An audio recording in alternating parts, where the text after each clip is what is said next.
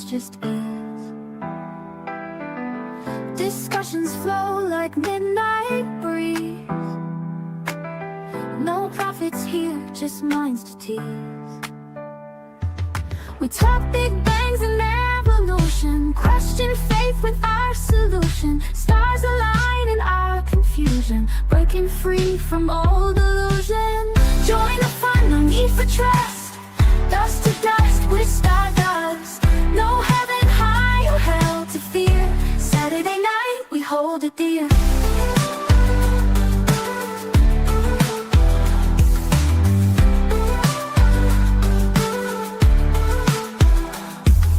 Point and laugh and myth believers. Here we're all truth seekers. Open hearts and swift deceivers. Make your stand, no hidden levers. Raise your glass to reason's thrill. No ancient text, it's our own will. Debate till dawn with the panel and host. Saturday night, where we love toast. Echoes of a godless choir.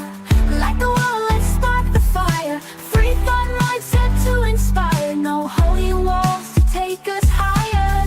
Join the fun, no need for trust. Dust to dust, we're stardust. No heaven high or hell to fear. Saturday night, we hold it dear. Join the fun, no need for trust. Dust to dust, we're stardust. No heaven high or hell to fear. Saturday night, we hold it dear. Join the fun, no need for trust. Dust to dust, we're stardust. No heaven high or hell to fear. Saturday night, we hold it dear. Hold it laugh and myth believers. Here where we're all truth seekers. Open hearts and swift deceivers. Make your stand, no hidden levers. Raise your glass to reason's thrill. No ancient text, it's our own will. Debate till dawn with the panel and host. Make your stand, no hidden levers. Raise a glass to reason's thrill. No ancient text, it's our own will. Debate till dawn with the panel and host.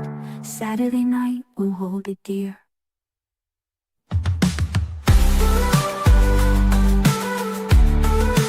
Raise a glass to reason's thrill. No ancient text, it's our own will. Debate till dawn with the panel and host. Saturday night, where we love toast. Echoes of the godless choir, light the world, let's spark the fire. Free thought mindset to inspire. No holy walls to take us higher. No holy walls to take us higher. Where we love toast. Saturday night, the Atheist. And we're also cockroaches. I love my cockroach picture. I was going to drop everybody in here to say hello. Hello, hello, hello, everybody. Hello, Miss Robin. Hello, Mike. Hello, Scott. And hello, Simos. How's everybody doing this week? You know, I had three tabs open that was playing the theme song, and it's like a beautiful rendition of Row, Row, Row Your Boat. I do like the female singers, in case anybody wonders, but I do like the thrash voices too, and the hardcore men just yelling and screaming in the microphone. I think singing, there are beautiful singers, and there are people that don't sing all that great, but they bring across a powerful message when they do, and they have their own unique talent, and so I can cover the spectrum, but I do like the females singers, the voice, the sound, I should say, whatever. It's very, very calming. So most of mine are that way. But I do like my closing is heavy metal. I'm raised on metal. I'm metal through and through. So always go back to my roots of being metal. And, Judas Priest and Iron Maiden and Led Zeppelin and just the roots of the hardcore Black Sabbath. That's my roots, and so I always have to drift back over that away a little bit. I got my Simpsons shirt on. They're doing Du Hast, I think this one is. Got to have my heavy metal every once in a while. So, no, everybody's doing good. I'm glad to hear. I haven't. I've got chemo every 3 weeks, so and then no updates since last week. Really, I'm hanging in there. I did have some hair in my comb. Not sure if that's a good sign or not, but we'll see. Still have stuff hanging off my chin. So I've been taking the pills for the side effects and everything, and I seem to have managed the first round okay. So fingers crossed for upcoming events. And yeah, things are pretty quiet here though. Otherwise, my legs are heavy, but the rest of me is feeling pretty good. Try to eat different little things here and there. Little bit of progress. I'll put it that way. Some of the stuff just tastes. It's awful. I'm really disappointed. I made myself something the other night, and I said, "Nope, I can't eat it." And it's disappointing when it happens, but I am keeping my calories up. I'm keeping my weight up. Even my face put on a few pounds with the pills. Of course, I can say the same thing, but that's not so good. Yeah, that's the thing with the meds. They make your face fat. They make your face break out. My arms broke out again. I'm gonna have to take a Benadryl or something. I got another rash on my arm. It seemed to. I have problems when I take in the drugs. My body doesn't like all the drugs. For those of you that want to call me a dopehead, most of my life, no, been very few drugs in this body, and man, doctors giving me all these drugs, and it gives you a rash on your arm and on my chest and stuff. Makes me look like I got measles or something, and so it's not cool. Not cool. Doctor with the side effects, knocked the stuff off. But the other things have seemed to have been taken care of. All in all, Doc's not a bad guy. Everybody gives your doctor a hard time, but they're working with difficult situations. So all in all, not too bad of a doctor. It's highly recommended.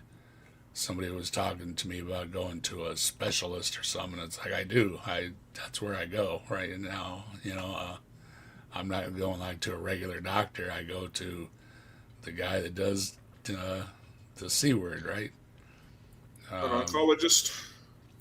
Yeah, I go to a radiologist. I go to an oncologist. I go to this hippie chick that wants me to party and get the munchies, and she's palliative care. She like end of life stuff, I really don't have any of that stuff. They help people out, with transportation and money, and people don't have insurance, and all that kind of good stuff. And so she's pretty far out. She's the one that suggested, just catch a buzz and get the munchies, have something to eat. And it's like, you were far out when you were younger, weren't you? But she, they have her that every once a month they check on you, just how you doing and how you paying your bills and stuff like that. So it could be a lot worse. They could not have these people, and they do have these people. A lot of caring people. Often us atheists are accused of being harsh on people, but I'm not harsh on people that are doing good out of the goodness of their hearts or whatever, whether they're religious or not. These people, they do some nice things for nice things for people, and we should appreciate them a little more instead of it's tough not to give them a hard time. when you feel like crap, you want to take it out on somebody, and there's your doctor and your nurse, and it's real easy to take it out on them. But most of the time, they fix you up.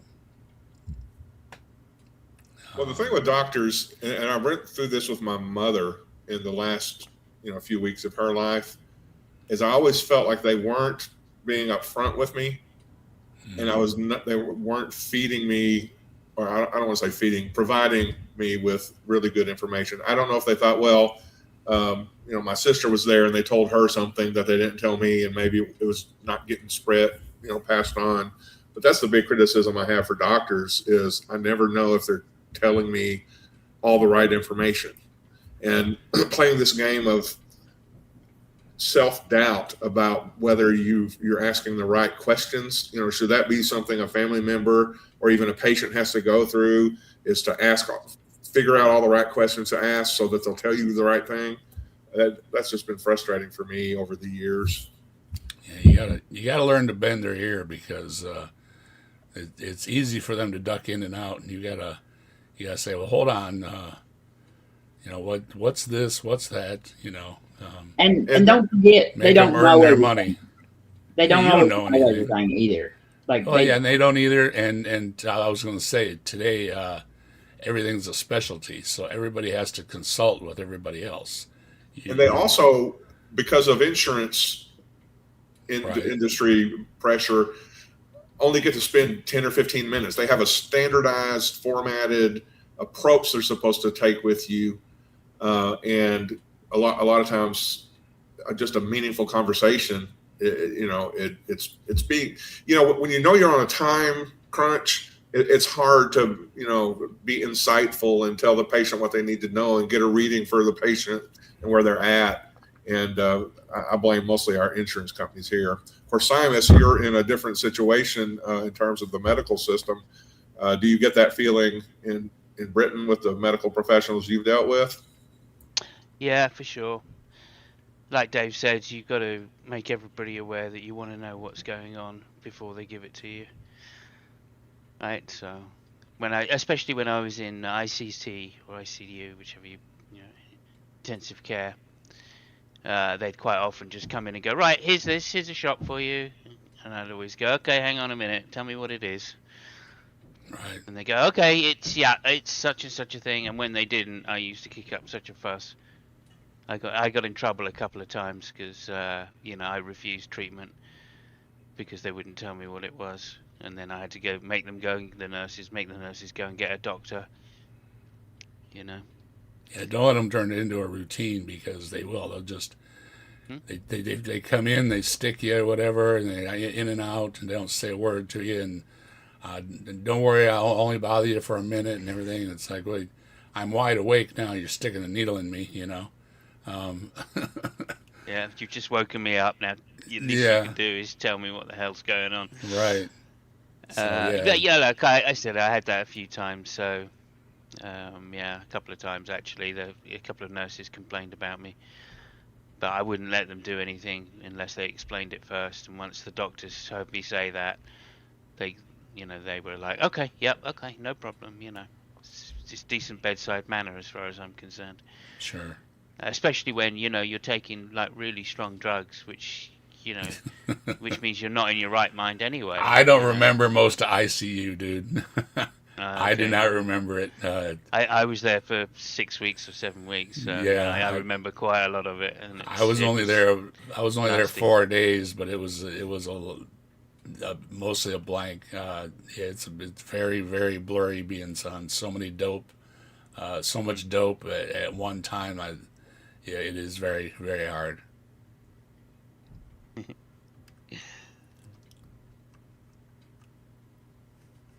Yeah. Let's see another thing. Okay, we're all going to go live with allegedly Fred. Apparently, their medical system's better. Is it? Let's see. I get my thing up here now. Do we have to get blown away in a tornado to get to Oz? Maybe. I would. I can't really afford a ticket right now. Yeah, we were just talking about where I live. It has been very mild over the years, and it's hard pressed to find a place that has we have a winter, but it's a mild winter mostly, and this year it seemed to drag, but we have a few hot days, a few cool days, but otherwise, it's pretty nice place to be. We don't have a lot of storms. We don't have a lot of natural disasters or anything. So yeah, every time I think about, boy, it'd be nice to be, someplace a little warmer or whatever, and but then you're like, yeah, but then as soon as you step out of the lines around here, you're looking at uglies, and so where I'm at isn't too bad. So I don't know. I have to see. Getting a little too late to think about moving now, but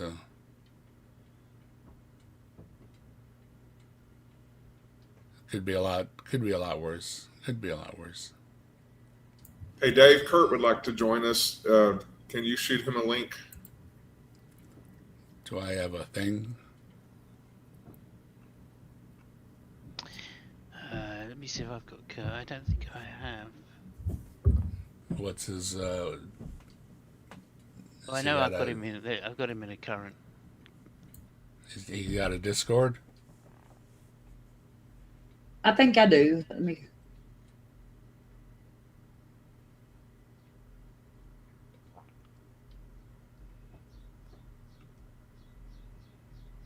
Let's see if somebody's got his Discord. Okay, do we want to take bets on how far we'll get tonight?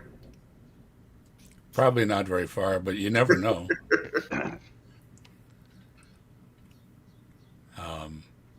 Yeah, I come across this guy. Speaking of, I came across this guy and was watching some of his videos, and it was this one backed it up a little bit. I think it's number 2 or something. So I picked this one.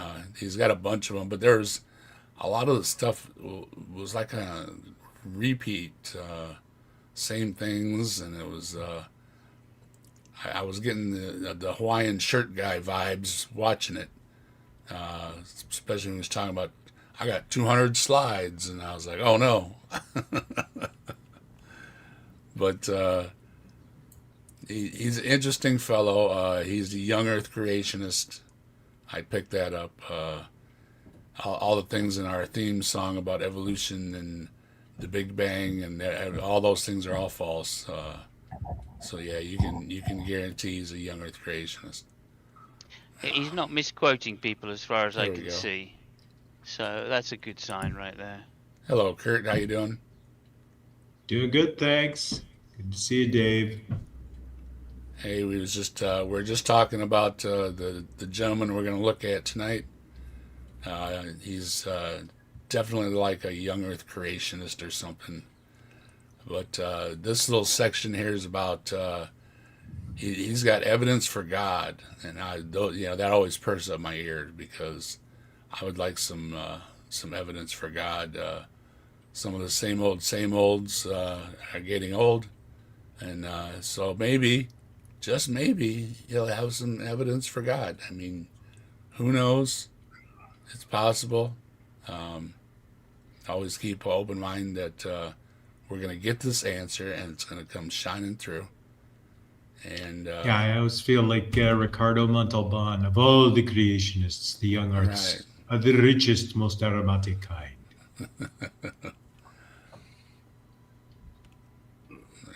I've got a Robin in here. Yeah, I kicked myself when I sent that link to Kurt. No, I just I hope we get the 10 minutes. He says something really interesting about atheists that Well, I thought were.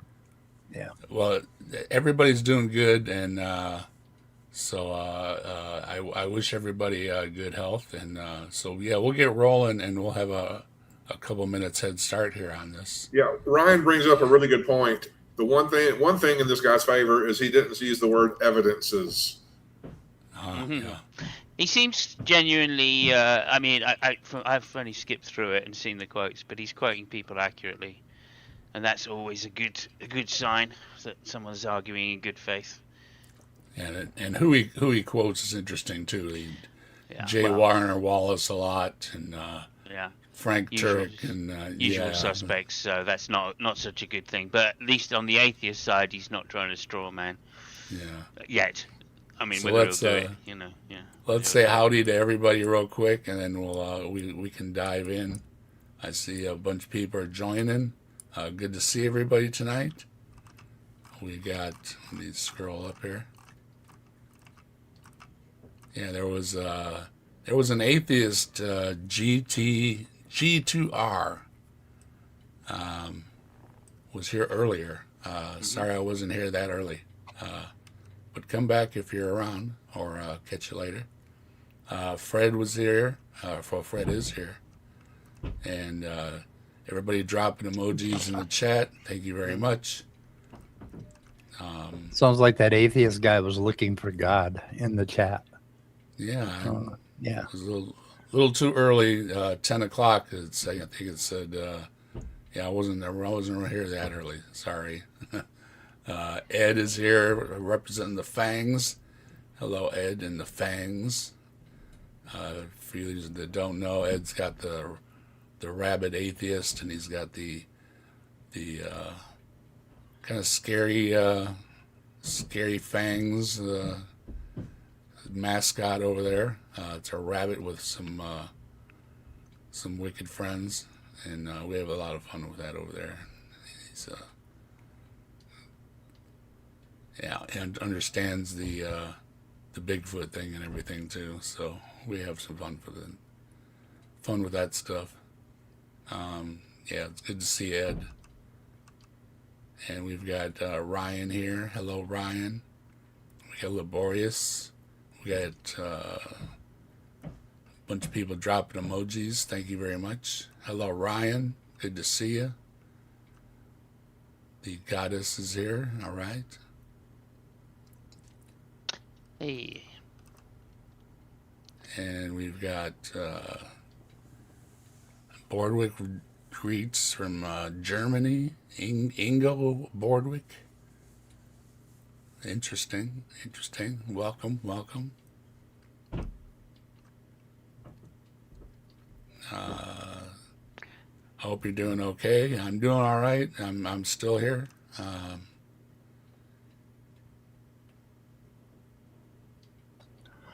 Vesta's here. They're not writing me off yet. I do have a little bit of a little funny feeling in my feet, which might be a side effect, but otherwise I'm doing pretty good right now. I've had that since I turned 60, so don't worry about it. Yeah, it's like a little tightness in my feet. I've never really had anything in my hands, so because I could get they call it neuropathy, where you have funny feeling, But my hand's been fine. I bought me a set of these thingies, work my arm muscles. So I've been doing those. Keep my hand, because otherwise my hand shakes a little bit. So been working it, but otherwise steroids. Yeah, I'm taking all them pills, man. That just Simos said, they kill you. Laborious is here. Nerdy is here. Hello. Good to see you.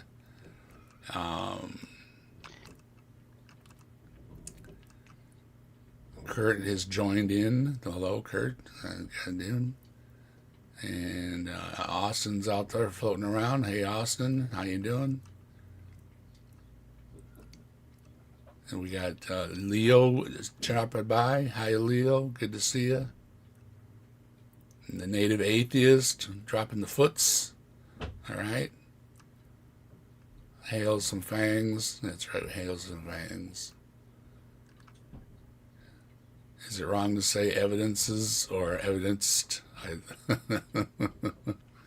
We got you, Austin. Vesta, hello. How you doing?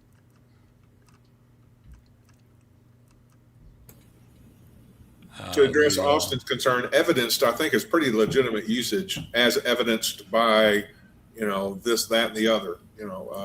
But evidence is just kind of weird to me. Leo kind of agrees that it's singular and plural and legitimate, but he would prefer to say indicated.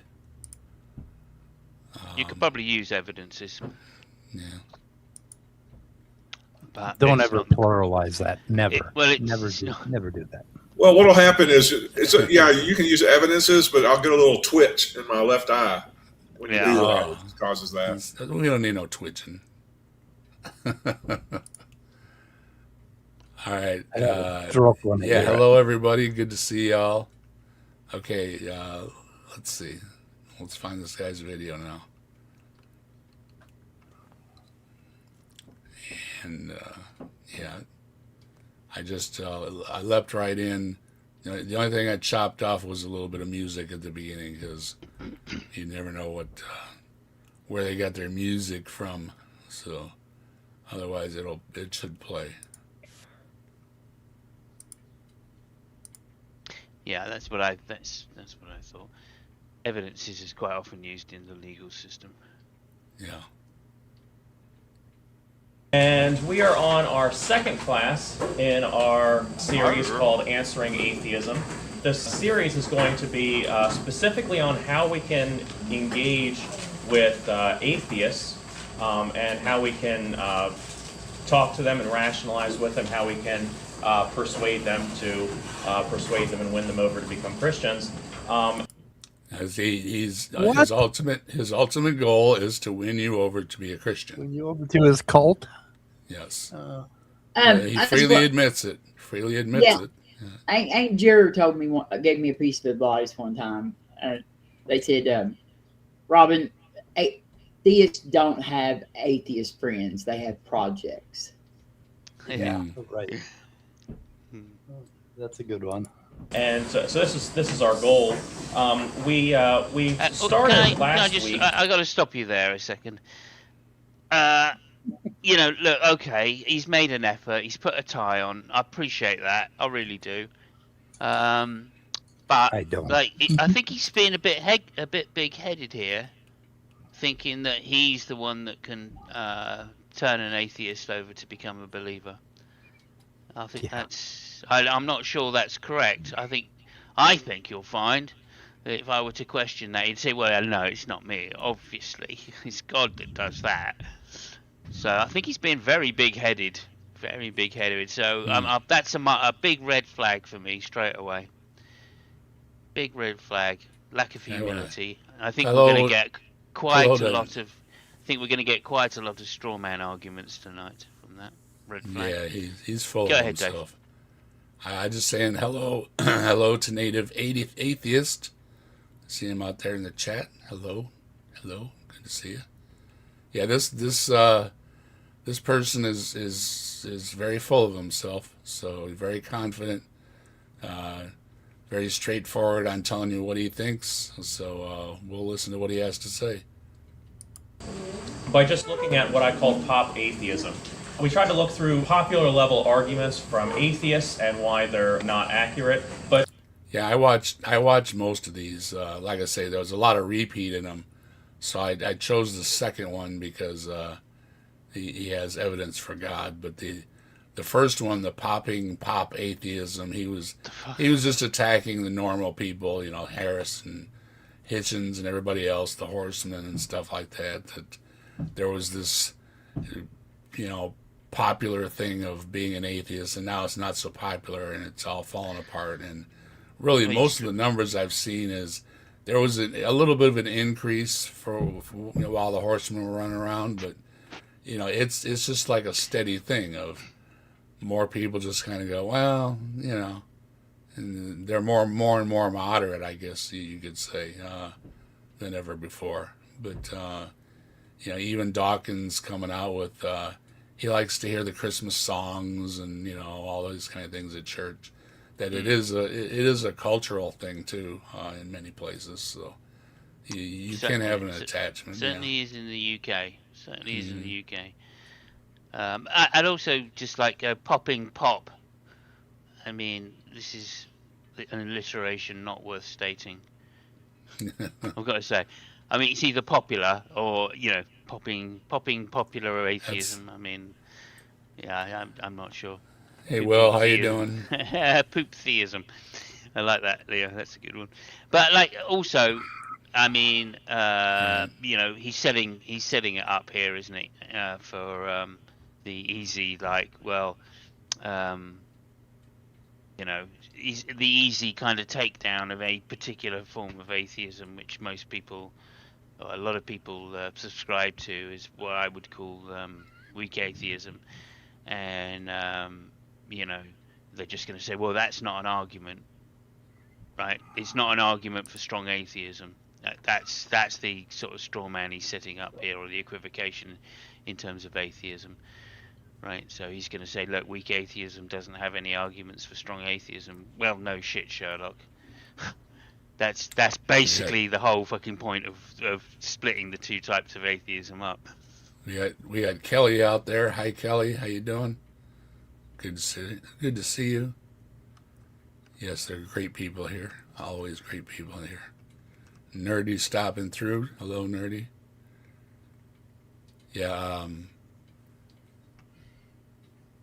I did a lot of his videos. He has a script and he overlays a lot in his videos, so you can get a good feel for his other videos with just watching a couple of his videos, because he does a lot of repeat, and you'll see that he's kind of polished on what he does. So today we're going into the biggest meat of the conversation between theists. yeah, The last two arguments are an argument from history. this one was then what caught my eye, because he's talking about what do they mean by God? And this is always interesting. What somebody's viewpoint is on what is God, right? So this guy saying this is what atheists refer to as God, or is he saying that's what he refers to as God? Yeah, he does a lot of straw manning, but He's saying all theists. right. So clearly he's using a hasty generalization there, but also, I think we understand that he's referring to, he's read some William Lane Craig and these type of mediocre apologists that like to make arguments, but then as soon as you call them on it, they'll back down and go, well, of course I believe because of faith. I'm not persuaded by the arguments, right?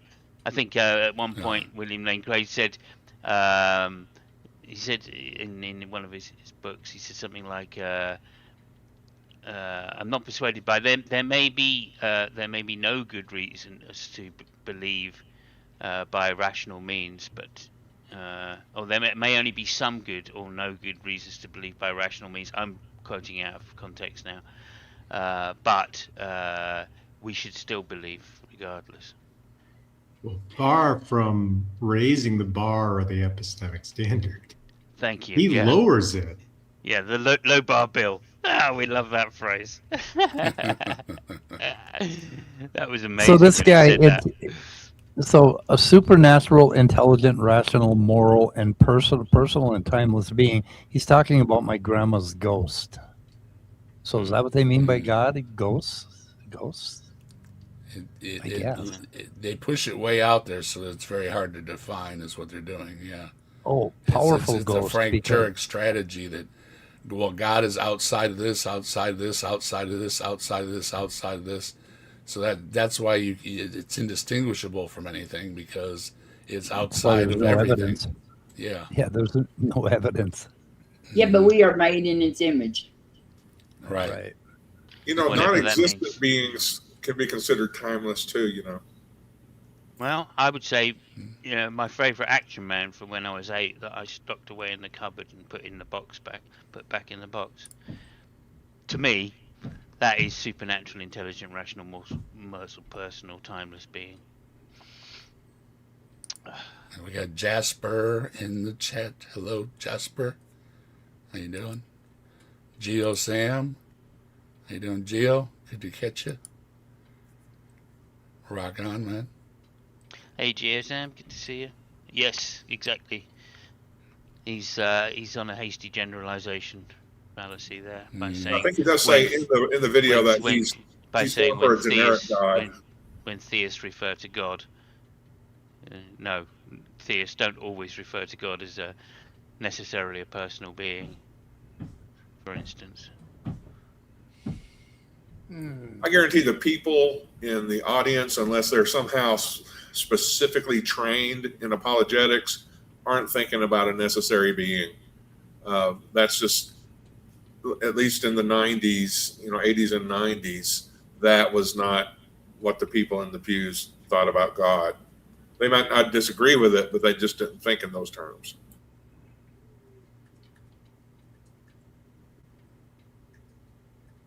That's the common language that we're using. And it is my contention that we have evidence for all 6 of these attributes. And so the evidence I'm going to be presenting today is that we have evidence for all 6 of these attributes. So to show that we have a supernatural origin, we have the origin of our universe. Well, there you go. Look at the trees. Look at the universe. That's his first evidence for God.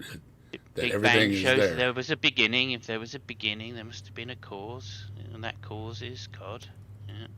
Yeah. But it always makes the exception for God, though, because God doesn't need a cause. So Yeah, everything needs to anything be that begins caused. to exist, God didn't Yeah. begin to exist because he's defined as. Oh yeah, Right. that's a good point. Just go back a little bit and see whether he defines them as eternal. That's quite interesting. Yeah. Because that is a necessary precondition for accepting that God is the creator of the universe. A very straightforward definition of God. When theists refer to God, we are referring to a supernatural, intelligent, rational, moral, timeless. personal, Yeah, and timeless being that Okay. created our world. That's There you go. Fair enough. He says it. He Is says that it. the creation? Yeah. And again, there's We're- there's an equivocation there because our language just does not have the ability to express being without time. And to even postulate that is like a parsable sense-making sentence, I don't think it follows, right? The argument is always, oh, God exists outside of time. What does that mean? What does the word exist doing outside of time? Yeah. Because if you're going to say things begin to exist, you're actually locating existence within time as like a function of your argument, and then yet you're making this ad hoc special plead for this one thing that doesn't follow that rule. Yeah. And they don't need to do it either, Kurt. They don't need to say that God is timeless, right? They could just say he's eternal and be done with it. And there's another type of time which existed before the universe, right? And God could have existed in that timelessly. Well, I think No. they're biting a bullet either direction, and so they've just decided that this is the bullet they want to bite, which is that like he doesn't exist in time. Yeah, I don't know. I can imagine some type of orthogonal time to our time, in which God existed, But I just think that there's no contradiction there, so just go ahead and do it the same way there's no contradiction in infinite regress, But, hey. referring to, that's the common language that we're using. And it is my contention that we have evidence for all 6 of these attributes. And so the evidence I'm going to be presenting today is that we have evidence for all 6 of these attributes. So to show that we have a supernatural origin, we have the origin of our universe. To show that we have an intelligent origin, we have the argument from design. So we got the argument for creation and the argument for the design of the creation. Yeah. Well, the argument from design is, of course, that's the look at the trees one. The origin is the Big Bang one, and then the fine tuning is one of incredulity, and what's the information in the genome? Oh, yeah, that's just I guess an equivocation on what information is really. So he's trying to do both evidence-based and presuppositional argumentation. Precept evidence. Yes. Huh. That's weird. The universe is evidence of the supernatural. Like, I just got stuck on that very first one. Citizen Rage is in the chat. Hello. I think it's all The magic soul when you is don't know how basically anything works. Aquinas, but Aquinas was just trolling. Oh yeah. I like that quote that someone said about Aquinas. They said, "Oh yeah, of course, Aquinas is 5 ways. Although, why you needed 5 when 1 would have been good enough." Yeah. So, although I must say, let's 3 see of these- his are very similar. These are actually the split up of the 6, or what? We'll find out here. Yeah, imagine if Newton had come forward with 5 ways to prove gravity. Yeah. You know, he only needed Exactly. one. Yeah, that's it, Kurt. For design, but also specific arguments from design that are more quantitative in recent years that scientists have discovered, that being the fine-tuning of the universe and the information in our genome. We know These things are all they're post hoc things, right? That's the thing with these religious folks is they kind of take something that comes along and they go, oh well, this is what the Bible meant. Now for a long time the Bible meant such and such, but then science figured something out. So then it's well no the Bible, the Quran, whatever, it actually meant this. It actually. And these things keep changing and changing and changing. Yeah, so now it means this, and it always meant that, at Right. the same time. Right, and even though, they say every 100 to 200 years or so, they have this new revelations or whatever, right, as to what things are right and what things are wrong. And there's a problem with an infallible book, right? It can't be right all the time. I have a very specific problem with these kinds of arguments from design, because my position is that if Christianity makes any sense at all the information needed to decide to be a Christian had to be available to like 1st and 2nd century Christians, right? So if understanding the nature of the Christian God depends on modern cosmology and the understanding of the molecule of DNA, then did these people have an unfulfilled and useless faith? Because they didn't know anything about any of this. So if this is really critical to determining the case for God, then they're basically saying for most of Christianity, we were just winging it.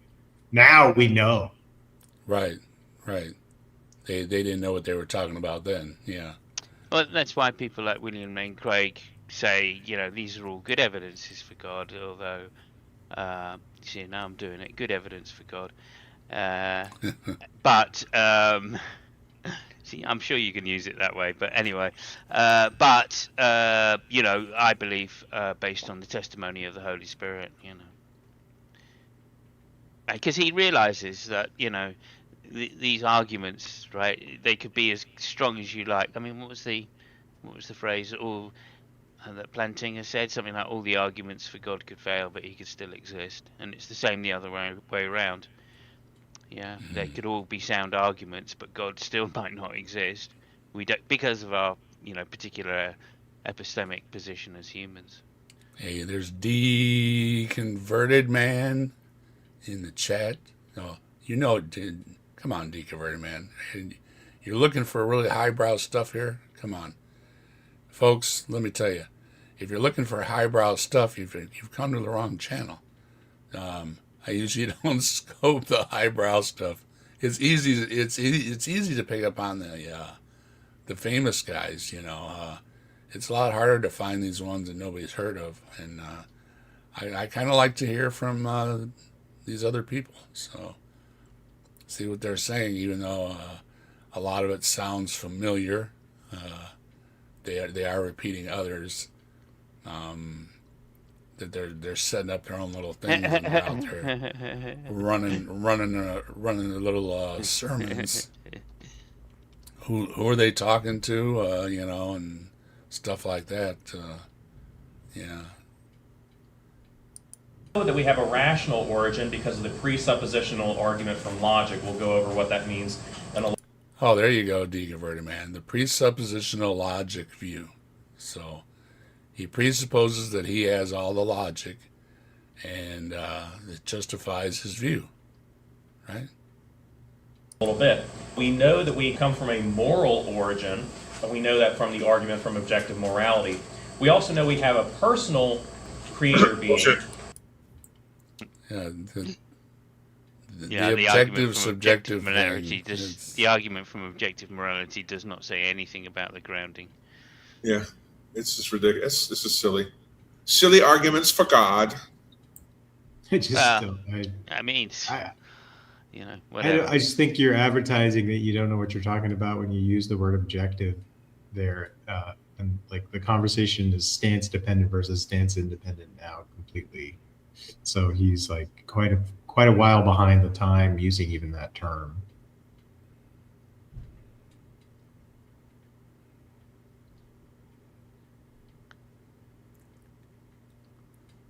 Although that is one of the particular things about theology over philosophy, right? It has its own definitions of words which are different from philosophy, right? So I think he should not be saying philosophy here. He should be saying theology, right? Because these are just they are theological arguments. They're not philosophical arguments. And Just because they're put in terms of a deductive format doesn't mean that they're philosophy. It kind of works on the other side too. When I'm getting the sense that when they talk about fine tuning as an evidence for God, they're not using the same idea of fine tuning that a cosmologist uses, because there is discussion in cosmology of fine tuning, but it's just not the same thing as the apologists are using. They add a little too much extra stuff to it. Yeah, and I tend to find the way it's expressed in terms of the argument for God, it's not a scientific argument anyway, really. It is a philosophical argument. Just because they're talking about, things which are beyond science right now, they're unfalsifiable, so technically they're not scientific. We don't know why any of the constants are at the values they are, because we don't have a theory of everything. So without that, we can't prove that any particular one constant could be changed, so, let alone the variation or range it could be changed within, or more importantly, the probability distribution of the change. That's like fine tuning. It's like, what are you tuning against? We only have our universe, and it's set the way it is. So it's really hard to make these arguments of, well, if the universe was a little bit different. Well, if it was a little bit different, it would be different. And then you can't use the parameters of the universe, which is the fine tuning. So it's kind of a wacko circle thing that it doesn't make any sense. Okay, I just want to have a slight interruption, if I may, here for Mike. Are you there, Mike? I am. Good, right. So you know how D'Angelo's mentioned Bre Hi, and you know how we came up with that phrase. What was the phrase? Irreducible stupidity. Yeah, yeah. Well, I've got a new one. I think it's based on Maya. I think that's his name, and it's specified idiocy. Specified idiocy. Oh. Yeah. Hello to Goo. Christians have that. G-O-U, Goo. Yeah, well, Hi, everyone. I think Maya does as well. Yeah.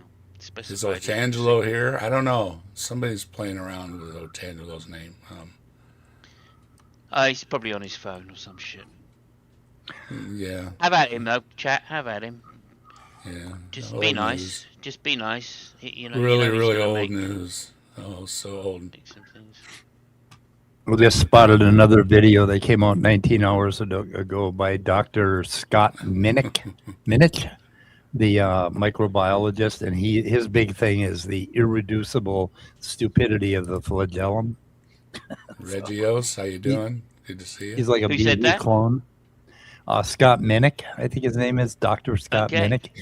Yeah. I'm happy people are picking up the term, Mike. You know what I mean? Yeah. Irreducible stupidity. I think it's a classic. That's why I want you to go, because this is the same channel, isn't it? So I'm really happy to be coming up with a new one. The specified idiocy. Yeah. One of Put it the into GPT. one of the most annoying people out there is Bre, and he has been annoying for a bunch of people for quite a while now. And did somebody?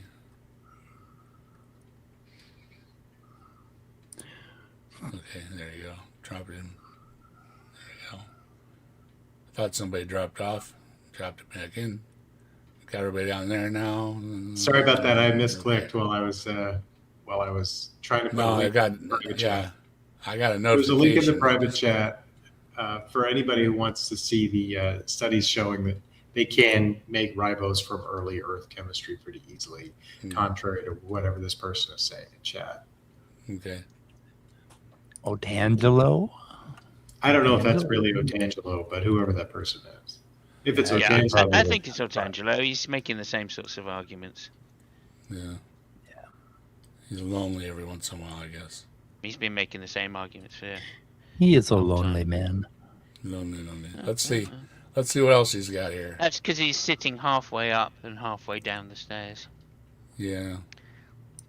That created us because of the evidence for the resurrection of Jesus, and we know that we have an origin from a timeless being because of the evidence of fulfilled prophecy. Oh, that's a bad one. Prophecy in the Bible is just terrible. I've never gotten a good prophecy out of the Bible, nor the other religions either. They're no better. Their prophecies are terrible, and even if they are prophecies, they're terrible. So I mean, what's the point of giving somebody information that's worthless, right? there's one that for sure happened though, which is there will be wars and rumors of wars. Just, yeah. Not a particularly useful one. It's a pretty safe bet. Yeah. Now, when we're looking at this, the atheist does not want to hear any Bible verses. They would say Bible verses are not counted as evidence. And so today... No, they're not good evidence. You have evidence of anything. It's what's good evidence. Leave that word out. They are no different than the evidence that he is giving us with his voice right now. I mean, it's no different. It's somebody who believed and wrote it down. It's like, so what? Mm-hmm. Give me something better than that. Yeah, they do. They put weight one way, but not the other way. It's not a fair balance because my book says this. Your book doesn't say that, and it's, well, who cares who wrote what in that book, right? And you haven't gone past that point of what difference does it make who wrote that in that book. Or, Mike wrote some in a book too. Well, good for you, Mike. Same thing. Yep. I will occasionally quote Bible verses because this is a Sunday school after all, but none of the arguments I will make assume the Bible as an authoritative source. Even if the atheist doesn't believe in the Bible, which they obviously don't, these arguments are still valid, even with or without assuming that the Bible is an authoritative source. Not really, because you've got a lot of supernatural things in the Bible that aren't following these physical laws that you're trying to quote to begin with. To say that the universe follows these laws set up by God or something, It doesn't all follow. I'm not following you. The arguments from science and philosophy that I'm going to make, that's the arguments from the origin of our universe, the general argument for design, the fine-tuning of the universe, the information in our genome, and also the philosophical arguments, the presupposition of logic, and the argument from objective morality. None of these require any biblical passages to prove these arguments. These arguments stand with or without citing to the Bible. The last two arguments are an argument from history, and those do require the Bible, but not as an authoritative source. They just require the Bible as a historical text. The same way we would look at a historical. Well, that is assuming it is a historical. It's a historical text. That is assuming that it's accurate, right? Yeah. Yeah. I mean, you know, it's not and assuming it. what It's just assuming it. Well, yeah, he's just assuming that the supernatural stuff is presumably because it's proving God. Yeah. It's the supernatural stuff that he's assuming is historical, right? Which I don't know. You know, that's kind of begging the question somewhat, isn't it? Yeah. The Bible's true because it says it's true. Yeah. Yeah. But that's anyway. what I got. It just goes to show the ridiculousness and the inability to like distinguish between different types of knowledge, right?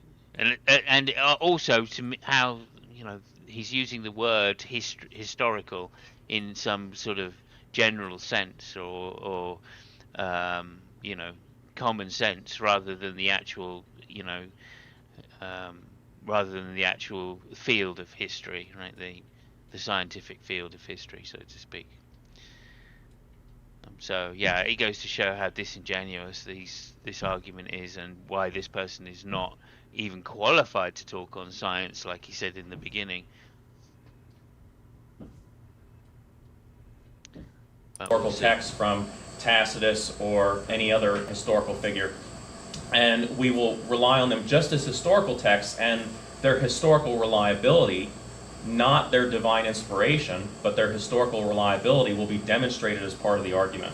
And what I'm also not going to do here today, what is not going to convince the atheist, is I'm not going to use any personal experience as proof. What? Disappointing. What's the over/under on the number of atheists who are actually sitting in his chairs? Oh, let me see. I'm going to say 0. This is all just soothing and comforting the flock. It's not about an intellectual appeal to atheists. So all the same old arguments that have been debunked before are going to be used, and you know that's what we're going to hear. But at least he puts it together in a intelligent, more intelligent way than some of the folks we've heard before. He tries to invite non-believers and stuff, and tells people if they have non-believers or comments from them. A lot of the comments I read were not kind as far as non-believers to his videos. So definitely all Angelo, but yeah, you never know. There might be a baby in the audience, right? A non-believer, non-theist.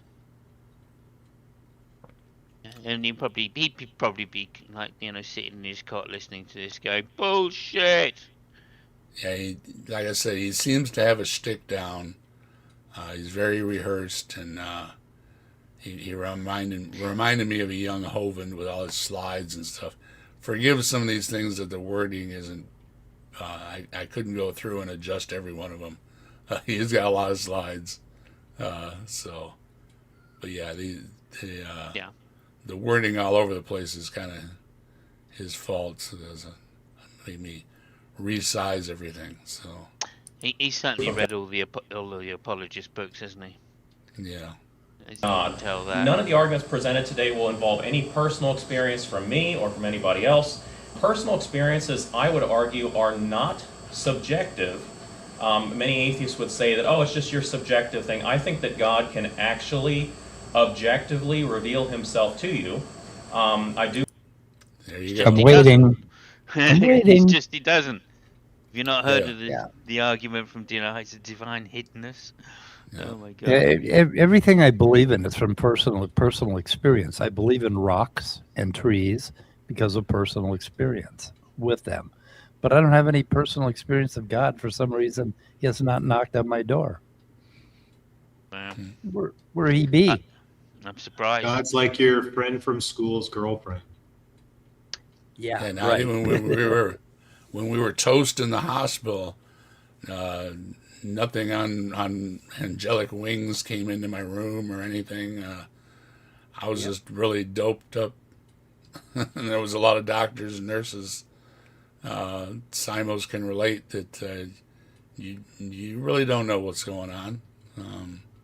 Not a chance. Not a chance. But you figure, that would be the opportunity where, a lot of these people meet their maker or something, or have these experiences as when they're having near death or anything like that. But it only seems to happen with people that want it to happen. Otherwise, you're just really doped up, and there's a lot of doctors and nurses. Christians never want to own up to the fact that the only evidence that they've ever had in their life, the only personal experience, has been from what other people have told them. Like their parents or the pastor or the Bible or, whatever. That's all they got. They have nothing else that they can point to. Yeah. And they don't like that. They got fuzzy feelings, Mike. They got fuzzy feelings. Oh. They are perfect what? They got fuzzy feelings, Mike. Yeah. They have feelings. Yeah. They got fuzzy ones. Yeah. They're not even I good have- feelings. They're not even like, oh yeah, Right. I just took a shot of heroin and that's giving me a really happy feeling, I It's not have that some kind of- We're not feeling, talking too. about that kind of feeling. We're talking about fuzzy feelings. Like, yeah, I don't know. I kind of feel alright today. Yeah, kind of. Yeah. Oh, it must be God. Girl with a feather, believe that fuzzy feeling. Well used. that's possible, and I would definitely not rule that out. But however, personal arguments are personal, and so my personal experience you can only take with a grain of salt because you haven't lived my personal experience. And there we go. Most of your New Testament is Paul. If I had what lived his Paul personal experience, says. Yeah. if I had lived his personal experience, I would have called Child Protective Services because he was brainwashed. Yeah, there is something when they're saying don't take a personal experience. Well, there's very few personal experiences in the Bible. Out of all the authors of the Bible, you got to dwindle them down to these people telling these stories, and it's a very few people telling their stories. So that's exactly what you said to reject. So I'm not following you, Pastor. And so I can share it, and that could be a conversation we can have. But at the end of the day, I can only work so much off of your personal experiences. And I also don't think that personal revelation is necessary. Can we just hold there a second? That's actually interesting that he used the phrase, you can only get so much from personal experience. And that is exactly the point, right? It's like, it's not that personal experiences aren't evidence, right? Because they are evidence. It's just when it comes to the supernatural claims, they're not very, they're next to zero evidence, right? As close as you can get to being zero evidence. And that's for good reason, is we don't have evidence of the supernatural, right? But if you're going to claim evidence of the natural and the mundane, then personal experience is perfectly rational and it's perfectly, acceptable, right? Because, we don't want to have to take time to justify every single claim that's being made. So, and why would we when they're trivial claims, right? So the fact he's not saying that in some definitive way and he doesn't believe it, right? That's telling psychologically to me, to the person that makes that, when they don't understand the phrase extraordinary evidence, extraordinary claims need extraordinary evidence. When you hear a theist say, "Oh, well, what does that mean? That doesn't mean anything," right? Surely it should be sufficient evidence, right? That's one of the things they'll say, and that just says to me, hang on a minute, you know, your personal experience should be something which is undeniable to you of God. It should be undeniable to you, just as it should be for anybody else if God really existed. It should be completely undeniable. And yet, you're not saying that this is at the same level as saying I've got a dog, which you're claiming it to be. You're claiming it to be knowledge, that this revelation is, this first person revelation, you know, convinced you that there is a God. But Well, can you really be certain you have a dog? It's the same. So, sorry, say again, Scott. Can you really be certain you have a dog? Now, come on.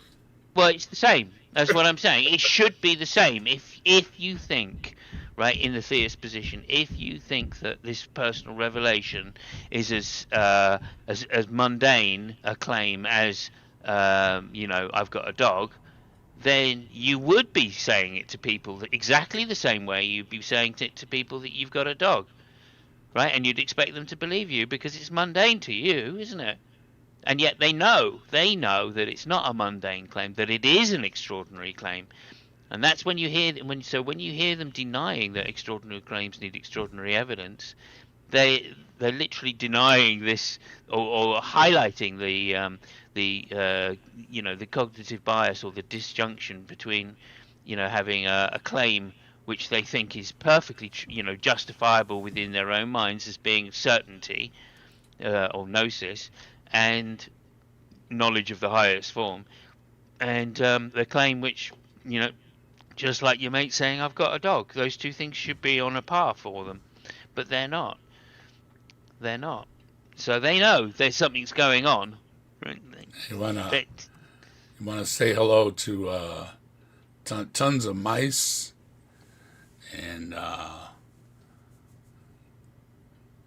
locked. Say hello to my little friend. That's a good lock. Yeah, how you doing? Good to see you, folks. There was somebody, Robert's in here. Skeptic Philosophy, how you doing? Nerdy, if I didn't see you. Tons of mice, good to see you. Big John. How you doing, John? A lot of people dropping through. Good to see y'all. I don't know if that's Otangelo or not, but come on, Otangelo, give it a rest. I mean, you're going to bring up the shroud with these people, really? Come on. Did he bring up the shroud already? He always does. Come on now. There's old Joe. Hey, It's one of how the you things, doing, old Joe? The shroud is one of the things that keeps him warm at night. Yeah. Old Joe, Mike, dropping through the chat.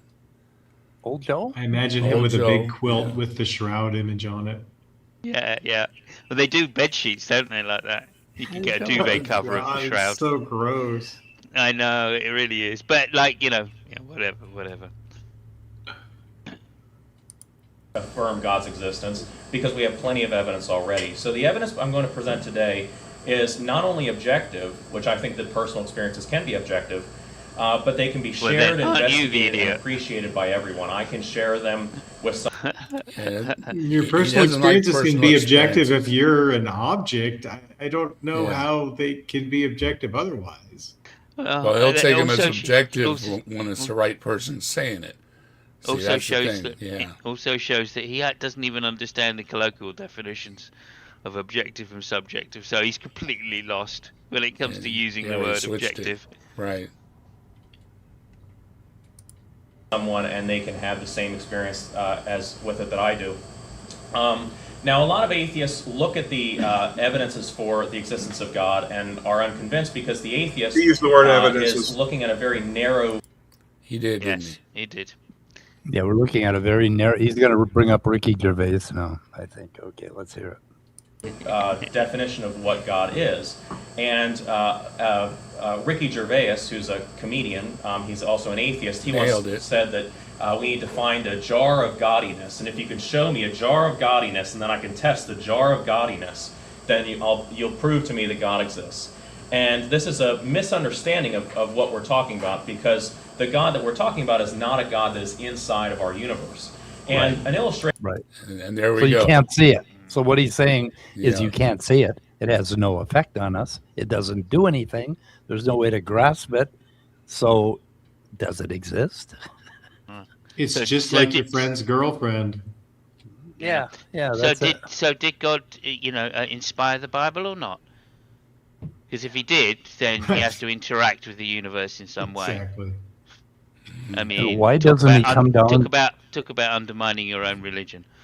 Well, does Why he doesn't he incarnate come- into a human's body in the first century CE? Yeah. Is that another yeah. thing he does? Why doesn't he come down and smite us at Snata? He should. I mean, I'd be impressed if he did. Bunch of No, Mike, I'm smitten with Terrible. you. You what? we're all terrible here, doing smitten. terrible things. Yeah, we're horrible atheists. We're preaching this satanic religion, this evolution Yeah. religion. I mean, they should smite us. Don't you think God would? What a weak little jerk he is. Yeah, That's no, why men, weirdly- women, and children in the book a long time ago, where a whole city would get wiped out, or a building would get collapsed and wipe everybody out, and Jesus would say, "Oh well, that's how things are." And it's like, yeah, that's how things are. Exactly. Those people prayed and prayed and prayed, and they got wiped out anyways. So it's how things are, or were, especially were. Those that are trying to apply it to today. That was used to explain this is a story of a fisherman. This guy saw this fisherman catching all these fish, and he was throwing away all the big fish. He was only keeping the small ones. And so he went up and asked the guy, "Why are you throwing away all the big fish?" And he said, "Well, because I only have an 8-inch frying pan, and so if they're bigger than my frying pan, I can't cook them, so I have to throw away all the big fish." And the point of the story is that if the atheist has a narrow view of what God is, then any evidence beyond that narrow view would be tossed out as this is not good evidence. Or you might just need to buy a knife Bigger Bigger pan. pan. so you can cut the fish up. No, Yeah. so you can cut the Bigger fish pan. up into smaller pieces. Yeah, Oh, well. fillets. He's asking us to get a bigger pan in our heads or something. His analogy fails me. It's kind of implying closed-mindedness on the part of atheists, I believe. He's Yeah, so and your close-minded. giant fish aren't always the best tasting ones either. So, kind of relative there. But I get the idea that throwing the big fish back and without even cleaning it or filleting it or finding out if it's the optimal size to eat that fish or anything else. It's a big generalization, but I guess it appeals to the crowd, right? If God caused the universe, then he must be beyond and greater than the physical dimension. Therefore, we may discover the effects or evidence of God in the universe, but not necessarily observe the essence of God within the universe. God is not some guy who's hiding behind a cloud, and we just Yes, he is. Yeah. I think somebody just mentioned divine hiddenness. I mean, there you go. That's been a problem all along, is that people seek God and do not find God. And it seems to be hiding behind the cloud or whatever, behind the tree or whatever.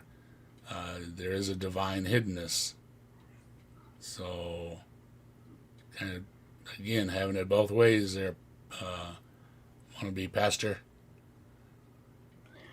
He just said something kind of true about the origin of the universe being outside of space and time. Basically, whatever it is that started this whole expansion thing was outside of space and time. But they ascribe attributes to this God. How the hell do you have attributes if it's outside of space and time? I don't know. I'd like to know. I mean, it thinks, and it's surprised by the actions of man. That implies that it exists in time, or that it's doing something with time. Anyway. Yeah, we're gonna do the Big Bang with this son of a bitch. Is that what we got to do tonight? I'm sure he'll mention it. I'm sure we got Well, to he's do going the Big that way, Bang. but it's taking him a while. Oh no! Hey, Dade's in here. How you doing, Dade? Good to see you. Thanks for stopping through. Please don't do the Big Bang. Just have to find the right cloud to find him. That's not how we argue the existence of God. I like this meme that's the atheist, and the flea is arguing that there's no proof of the existence of a dog because the dog's not in front of him, not behind him, not to the side, not to the left. He's not behind all those hairs. He can't find where the dog is, so he doesn't think that there's a dog, and he just needs to broaden his horizon a little bit. And this is the God that the Bible. This is crap too, Stupid because cartoon. by his illustration, we wouldn't know that we're on a globe. Okay, You know? that cartoon Well- should have said a doggist, not a fleaist, right? Correct. So what a stupid cartoon. Well, it Yeah. also rhymes with atheist better. The flea literally eats the fur and the skin of the dog. Like, they have so much evidence. It's like, I guess Yeah. you could say it's like the clockmaker argument thing when you find a clock on the beach. Well, what's to say that if God made everything, then finding a watch on the beach doesn't prove anything because then you're claiming that the sand was designed by God, so it doesn't mean anything to say it, right? It's just the same with the flea. If your whole world is the dog, right, then what's to say it's a dog? You may as well just say whatever, this bit over here is different to the hairs. Problem of the one and the many still applies, let's put it that way, if they want to use the technical terms. But I don't think he's quite understood the He just meaning, right? Yeah, he just liked the joke. So Yeah. Well, I say he's got a lot of slides, and it makes me worry. He pops. up He some knows slides. his target audience loves color pictures, so he gives it to them. Right. Cartoons are fun. Describes as a God that dwells not in temples made with hands. This is a God outside of time, space, and matter. And Outside of time, space, and matter. There we go again. we're in Main Craig. Push the God way out there. Yeah, William Lane Craig, Turek, all the rest of them. They push it so far out there that it's undetectable and it's undistinguishable from anything else. Sounds like he's outside of reality too. Yeah. Yeah, and it can Unfalsifiable. do Let's face anything it. they want it to do. Unfalsifiable. It explains everything and therefore explains nothing. Hmm. also to clarify that even though I'm a Christian, and I'm a Christian apologist, I advocate for Christianity, the goal of this class is to prove theism, not Christianity. And a lot of atheists have this kind of like 100% or nothing, but we need to take things step by step. In one conversation with an atheist, I'm not going to be able to prove in that one conversation everything about the Christian religion. I'm not going to be able to prove the Trinity. I'm not going to be able to prove the infallibility of the Bible, not in one sitting. So we need to take things step by step. Not in any so a number lot of of the evidence. sittings. You're not going to be able to Apparently. prove the Trinity in any number of sittings because it's straight out illogical. Right? Proof is the domain of logic. Yeah, right? So, no, you're not going to be able to prove the Trinity. You're not going to be able to prove God, even.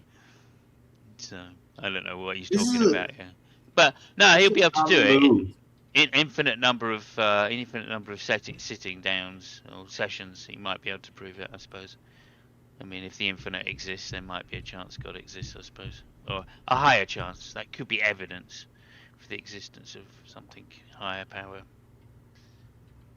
I mean, I think Why there's it would be, but there's Go a ahead, good Joe. logic to like get agreement on one thing and then you can build on that. Like I do that with the periodic table where I'll just try to explain to people the periodic table's real, it exists.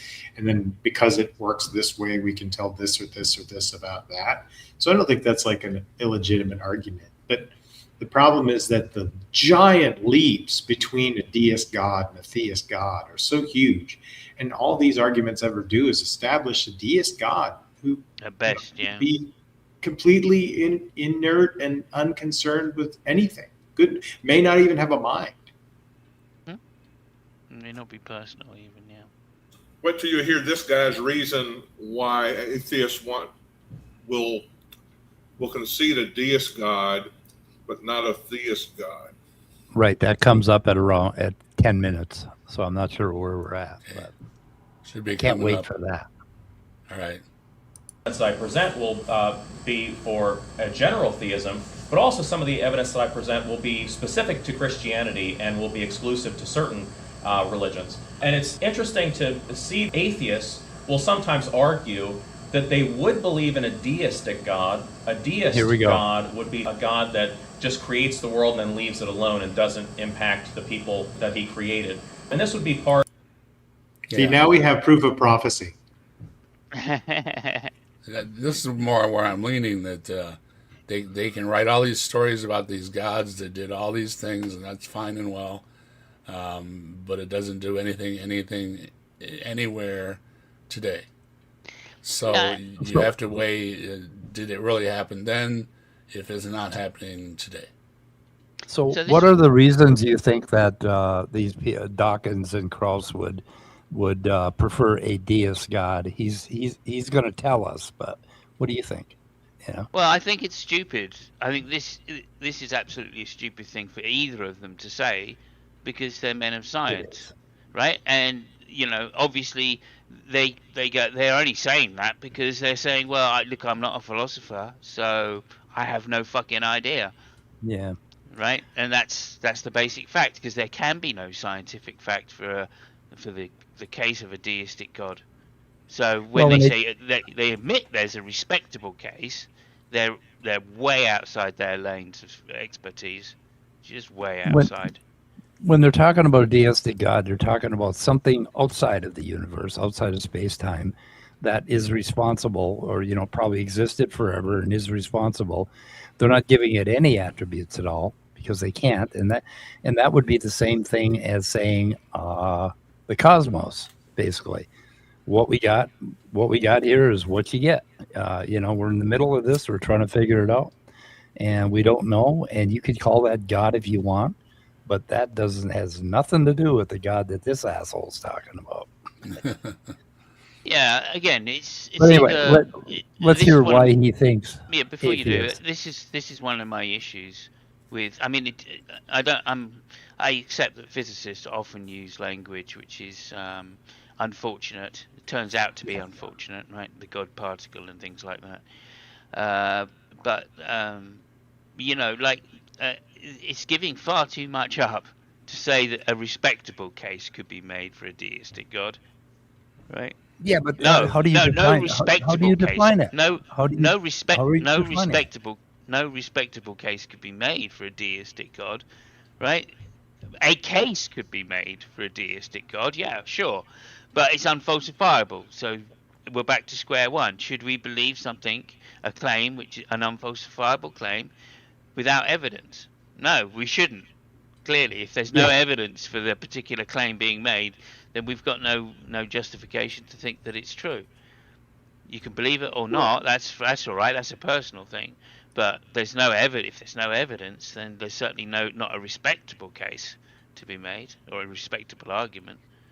Yeah, but what kind of baggage are you attaching to the word God and a deistic God? Right. What kind of baggage? It doesn't matter. It doesn't matter. No, I hold that I hold that deism, pantheism, and atheism all have exactly the same predictive characteristics, right? You would predict all the same events to take place under all three versions. So I just see deists and pantheists as atheists who don't have the balls to say it. Except pantheism, I don't know. I don't go for that one, but anyway. Well, yeah, okay, I guess I do. Because when I'm talking God is just nature, so it's not even like anything different, in my opinion. Yeah, it's there's something that we're going to learn about physics someday, maybe, that basically tells us what exactly was happening and what's up with the Big Bang, expansion, dark matter, all of that. Whatever that something is, you could name that God if you want. If you're talking to a believer and you don't want to fight, you could just say, I'll call it God. It doesn't matter. But there's no attributes to that God. It doesn't have a mind. It's not like man. It doesn't think. It doesn't fucking meddle. It doesn't create morals. It does none of that stuff because it's, Yeah, it's a like- big Have you question considered mark. looking at the trees? Yeah, we looked at the trees. So what did you Looks say there, like Kurt? trees. What did you say there, Kurt? Because there was something I disagreed with what you said. I said that an atheist, a deist, and Oh, a yeah. pantheist have the same predictive value. Like I see Epicureanism as a version of atheism because in Epicureanism there are gods, but they don't do anything. Yeah, no, okay. So this, I guess I disagree on the fact of, like you're just adding in a variable that you don't need to because it has no explanatory power. Well, So the I don't know variable is why- X. Simos? I don't know why you would do that. Well, it's an addition. You don't need X, right? If you've No, got I Y, agree.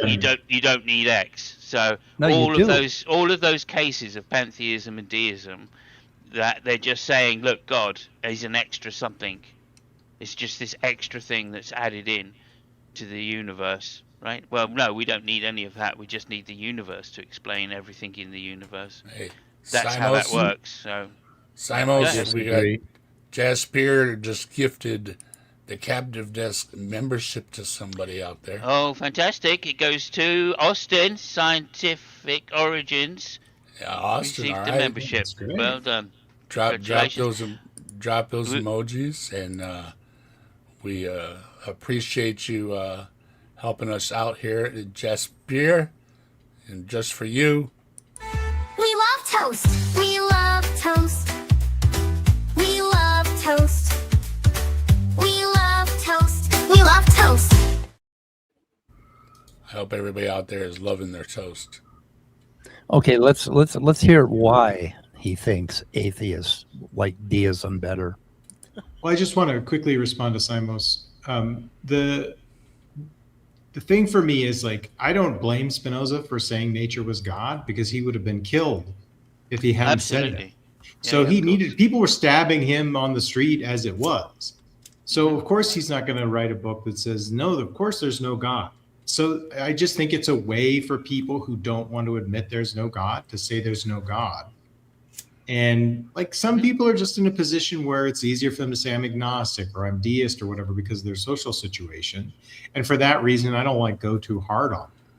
But yeah, it's obviously a No. violation of Occam's razor. That's correct.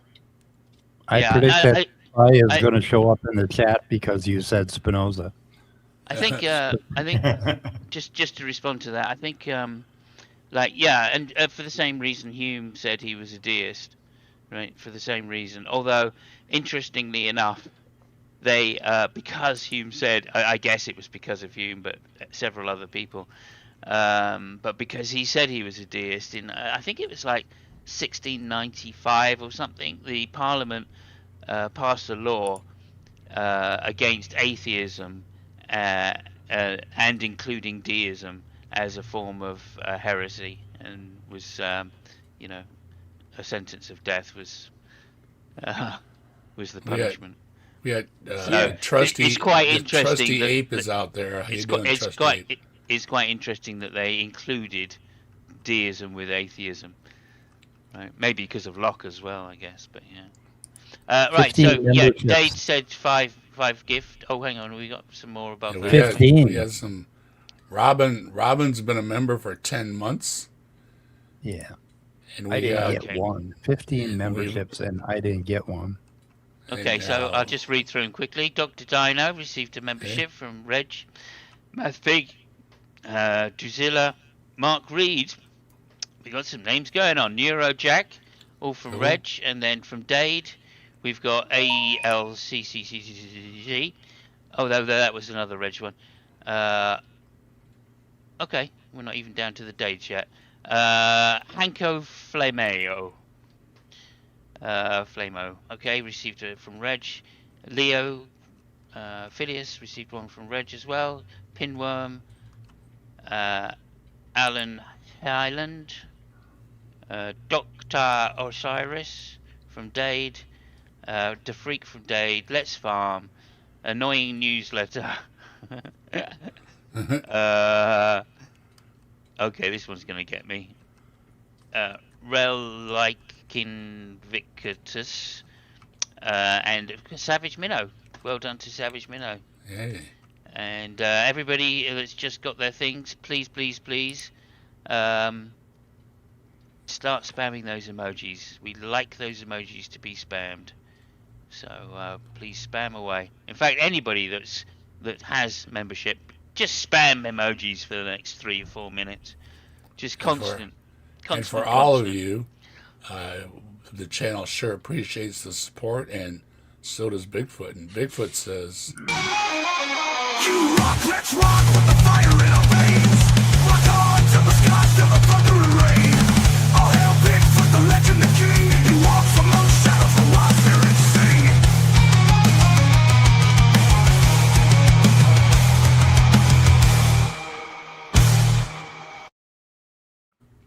hey, thanks everybody. You all rock so much.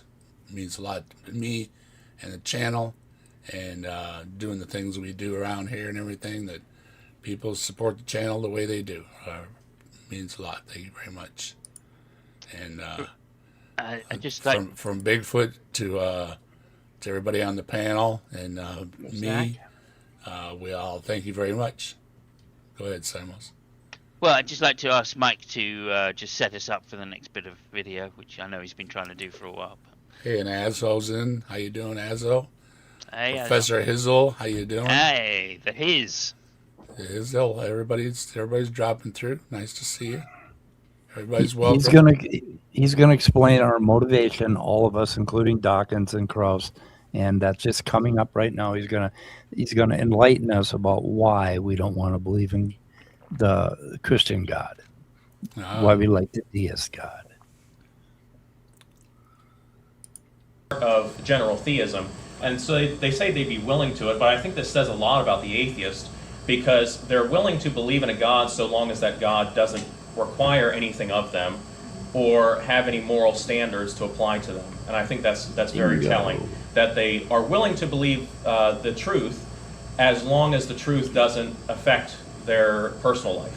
And if it does, then they don't want to believe it. I think that's pretty Right. telling. Number but, one, that's the dumbest thing he said so far. Yeah, if I believed in God, I would know it's wrong to eat donuts. Oh. Go on, Scott. What were you going to say? I'm just asking if you can hear the drip drip of the arsenic that is being poured into the well. Yeah. There it is. Oh my goodness, these people.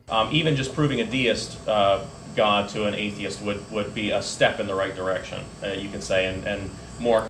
No, that's pretty easy. I mean, there's something out there and you don't know what it is. Okay, I can buy that argument. There's something out there, and I don't know what it is. You watered down the definition of God so much that everybody should believe a God exists if you want to go that far. Right? Yeah. God is just a can of Coke. Okay, there you go. I believe in God. Okay, we're done. Thank you. Bye. God is the cosmos. Oh. Yeah. Conversations to be had after that. But when we look at the evidence for the existence of God, the first evidence that we're going to look for is the evidence for the origin of our universe. For a long time, scientists taught that the universe was infinitely old, that the universe always existed. They called this the steady state theory. Yeah. Now, for a long time, scientists, religion, there wasn't a whole lot of scientists. Religions all held that the universe was the way it was, the way God made it.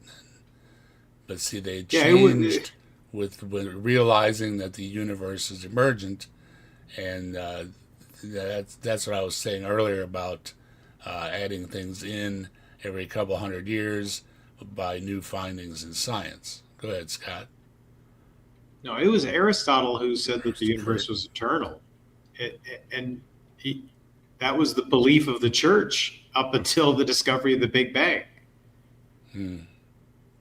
Yeah, that's what I'm saying. That these things don't stay the same, so it's hard to justify that they are the word of God when God was supposedly knew better and knew these things were going to change. So it leaves itself wide open, and it's not really good for anything, which is why I have a big problem with the prophecy and everything else he's claiming that's in this book that isn't there. It's only there when you want to see it. And Scott knows that. He did one of his videos he did was on the Isaiah stuff, right, Scott? And Oh yeah, that was a long time ago, but yeah. if you want to see something, it's there. If you want to see it, it's there. And this guy is actually going to make a point eventually in the series, or I don't know if it's on this video or later in the series, that we can believe in Jesus because of fulfilled prophecies. To which the answer is, what fulfilled prophecies? He didn't fulfill any prophecies. And but anyway, yeah, prophecy, not quite the thing they think it is. Yeah, he said a certain percentage was proof of Jesus, was the fulfilled prophecies, which yeah, we've hashed it pretty good that there weren't fulfilled prophecies for Jesus. So very, very, very weak, and to assume a large percentage of that is your evidence makes that really weak too. Carl Sagan wrote in his book, what would happen if science demonstrated an infinitely old universe? Then theology would have... Well, they kind of have. But there's no reason the universe can't be infinitely old. So I don't know what the point of that is. There's no reason that the universe can't be an infinite way in both directions, I think it is, forward and backwards, and that we can just keep going forward, and you could just keep the infinite regress with things just kept going back and back and back and back. So infinity seems to be an open case right now for physicists, that there could just be an infinite direction. So I don't understand that. have to be seriously revamped. Indeed, this is the one conceivable finding of science that could disprove a creator, because an infinitely old universe would never have been created. It would always have been here. Anthony Flew. Right. It wouldn't have been created. It would always have been here. What's wrong with that? Oh, Anthony Flew, though. True. But it could be infinitely old and always been here. And that, But where did he fly to? Exactly. But Anthony Flew.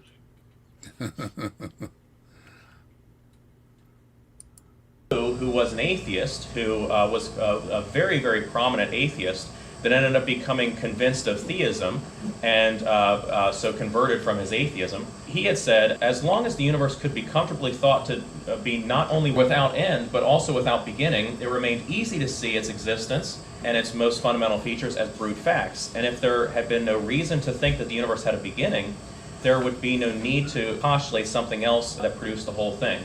He said, if we could argue that the universe always existed, this would completely cut God out of the conversation. But the problem is that the universe did have a beginning, and that's where the evidence is pointing towards. no. Well, just because evidence points towards it having a beginning doesn't mean it actually had a beginning, number one. Yeah. And, is that convincing enough? Yeah, well, without a good knowledge of science, who's to say? And I think none of us here have a good knowledge of science enough to say that it does or doesn't. So I'm amazed that this young man has the ability to say that it does prove that. Well, they're all over the James Webb and detracting from the James Webb at the same time, because they like to say that there is a beginning, God made the light, poof, everything, the Big Bang, and then there's a big separation in the Christian faith of whether they accept the Big Bang or not, whether the universe was created that way, or if the universe was created as is in another way. So there's two different trains of thought on it, and it separates the Big Bang idea. So when they say, "Oh, Big Bang," yeah, but are they accepting one path over the other? And I think they are. So it really doesn't really matter. They're still holding to God did it. So there's not much of a difference of God did it. So there you go. What's that? Arguing What's from that in the ignorance, as chat? far as I'm Here's concerned, when anybody says something like he's just said. Scott's got a link in the chat here. Book about the Big Bang. Yeah, and you drop that in the chat. Drop it in the chat there, Scott.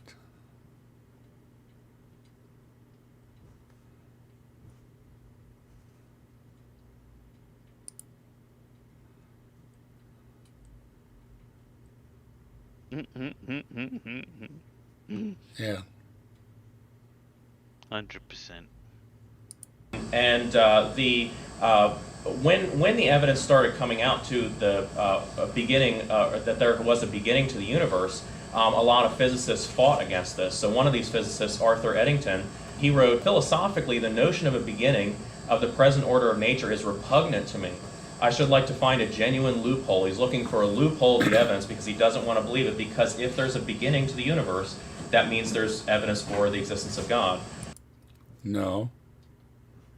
That doesn't follow either. I mean, just because there's evidence, Nope, they it does find not evidence for follow. the universe, yeah, is not evidence What for the- God. What did they think that follows? That there had to be an anthropic creature that had intelligence and thought about things and made things that made the universe. Why do they think that follows I don't from know. our not understanding what happened before, quote unquote, time happened, right? And none of this makes any sense. You know, we got I need a Professor drink. I need a Hizzle drink, guys. and I'm gonna go buy a Let's quarter Farm. vodka. I mean, the All the you folks interesting thing dropping in the is, chat, how you doing? How you doing? a lot of the resistance to the Big Bang was theological because they'd been geared on this Thomistic Aristotelian eternal universe with creation happening locally, and that the God was like always there and always running the universe. And so they didn't like the idea that there was this moment in time that the universe began. So it's just what's the key thing here is that the Christians will always claim that the situation as it stands now scientifically was always on their side, whatever it might be. But when heliocentrism was a live option, the Christians were against it. Tori's in here. How you doing, Tori? I mean, also the idea of heliocentrism came up like a long time before geocentrism. Right? I mean, Yeah, there were obviously Greeks who people- postulated Patches heliocentrism. is in there. How you doing? Well, Right, and the Egyptians, of course, as well. Yeah. I mean, they believed that God was the sun, and that was the center of the universe. So why it didn't make any sense to have geocentrism. So just on religious ground, they could justify that the church was wrong. And again, that's probably why the church went for something like geocentrism, because it was against the pagans, you know.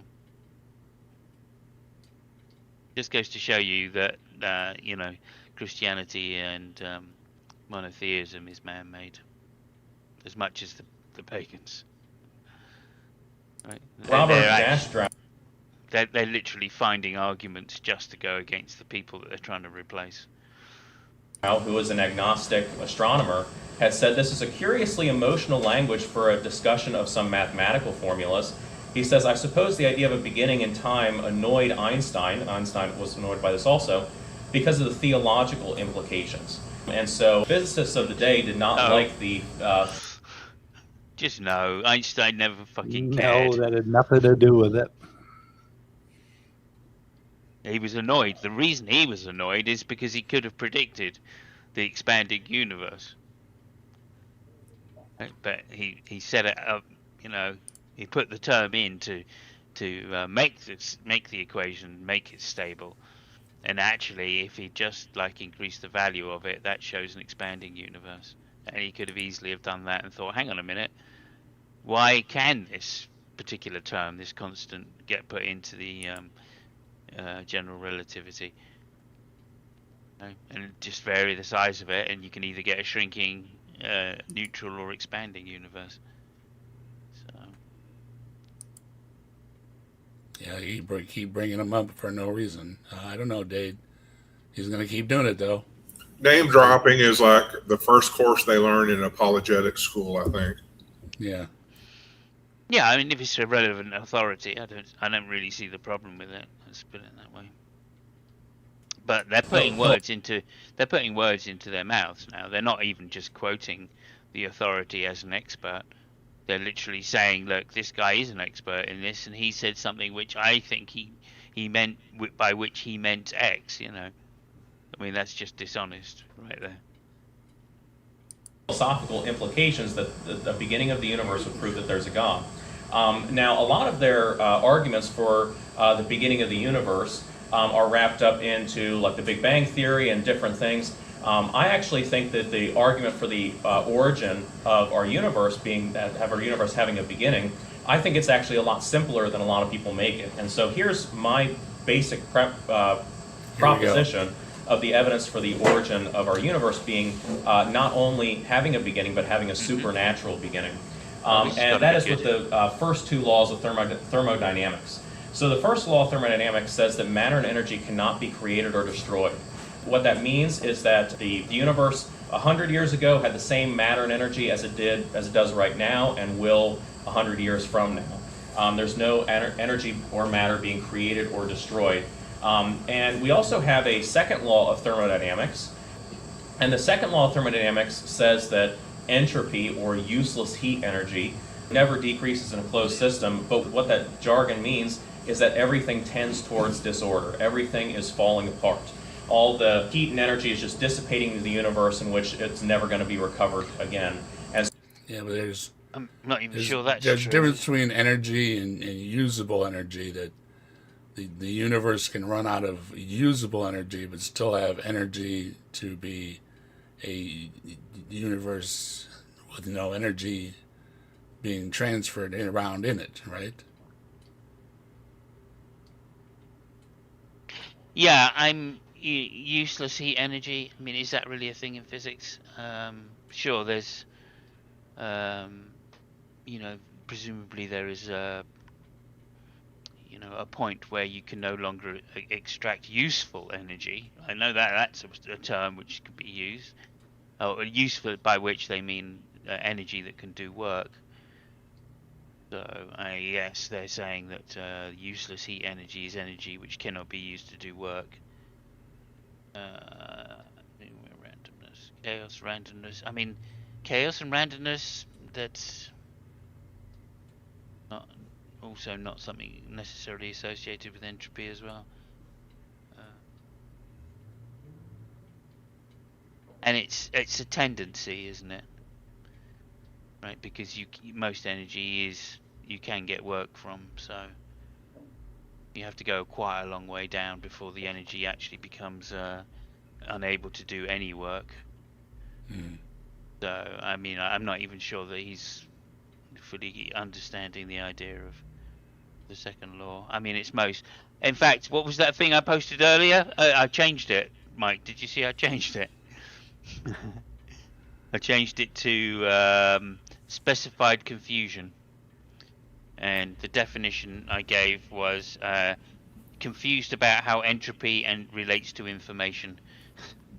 I think Mike stepped away for a few minutes to medicate a cat. Oh, typical. When you need him, he's never here.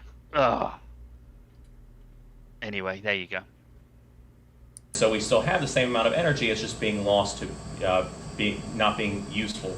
And the implications of the second law of thermodynamics are really, really profound, because if the universe was 100 years old, then it would have 100 years worth of entropy. And entropy is not measured in years, but if you just follow the analogy, if it was 100 years old, it would have 100 years worth of entropy. If it was 1,000 years old, it would have 1,000 years of entropy. If it was 1 billion years old, it would have 1 billion years of entropy. But if the universe was infinitely old, then the universe would have total entropy. Every single particle in the universe would be 10,000 miles away from every single other particle. There'd be no heat, there'd be no planets, no people. Every particle would have moved away from each other. This is known as the heat death of our universe, that our universe is just everything's gonna float away from each other, and there's not gonna be any more people, any more planets, anything like that. And so the implication of the second law of thermodynamics is that the universe had to have a beginning. It can't just be falling apart forever. Because We'll ponder that while Every part of that is putting up the green from Dade Murphy for $2. I can't take seriously a man with no sideburns. I know he went a little crazy with the razor there, didn't he? Made sure he had the clean thing going. Thanks a lot, Dade. Dade, you want some toast? You're getting some toast.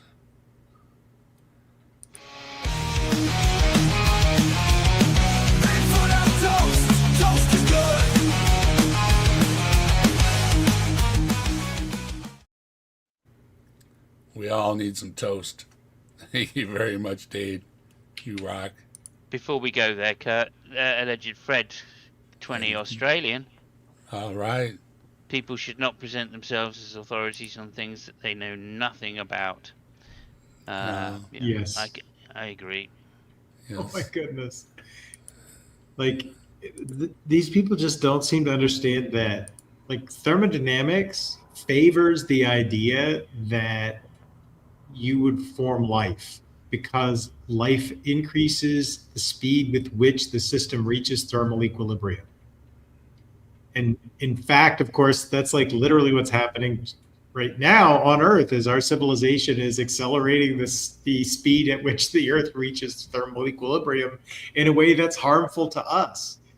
And that's predicted, right? Like, that's what we would expect from mindless, unguided processes. And apparently we are a tool of mindlessness and unguidedness here, which, isn't so great. But these like facile understandings of thermodynamics that try to argue for a god from thermodynamics, it drives me insane. Oh, he's got some more. Let's give a shout out to all the folks supporting the channel. Appreciate you. And Bigfoot says, You rock, let's rock with the fire in our veins. Rock on till the skies, till the thunder and rain. All hail Bigfoot, the legend, the king. He walks among shadows, the wild spirits sing.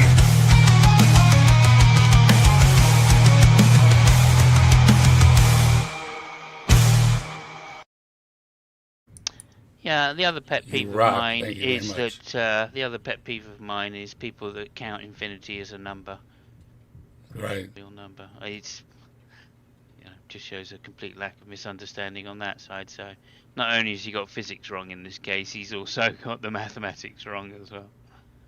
Mathematics with an S, by the way. because we still have usable matter and energy here, that implies there had to be a recent beginning, and we can argue how recent it would have to be, but it would have to be a finite time ago. But the problem is that the first... Well, they're trying to resolve that space-time was about 14 billion years ago. So, but you completely rejected that, the Big Bang and evolution and everything, and being a young Earth creationist, to a few thousand years, and poof, everything was here. So, I already know that. Yeah, so another quote that I heard from before about infinities is, if the universe is infinite, that gives us good confidence that the price of houses will come down sometime. But Entropy. But like this is another thing, right? Okay, so I don't know for certain, but this is my suspicion. People that say, well, we don't know what the beginning or the cause of us, if the universe did have a beginning, we don't know the cause of it, and therefore, that cause is supernatural. That's just an equivocation on natural, right? I mean, who's to say it's supernatural, right? Yeah, well, it's supernatural in the fact that we have no idea it was. I guess they're admitting their ignorance, right? But if they're going to call it supernatural in that sense, then they can't then go on to equivocate to say that it's God, therefore it must be God, and therefore it must be the Christian God because of any other fucking reason. That just doesn't make any sense. You can't have your cake and eat it here. If you think that the universe had a beginning and that must be supernatural because only natural things are the universe, then you can't go on and say, well, therefore it is God. Spooky dropping through after having a few pints. Hey, Spooky.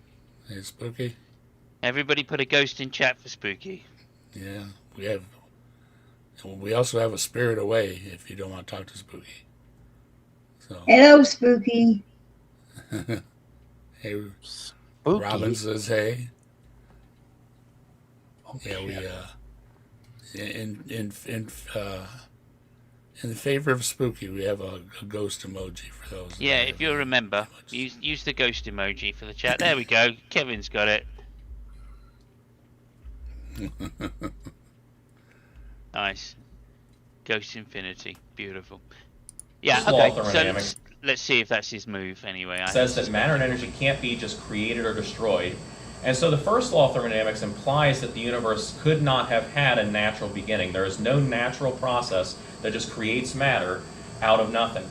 And so the argument from the naturalist, from the atheist, is just to hang on a minute. That's not the argument then, is it? If you think that energy cannot be created or destroyed, then it was never nothing. It was always that amount of energy. That's unchanging by definition. So it's really stupid to say you can't create it out of nothing.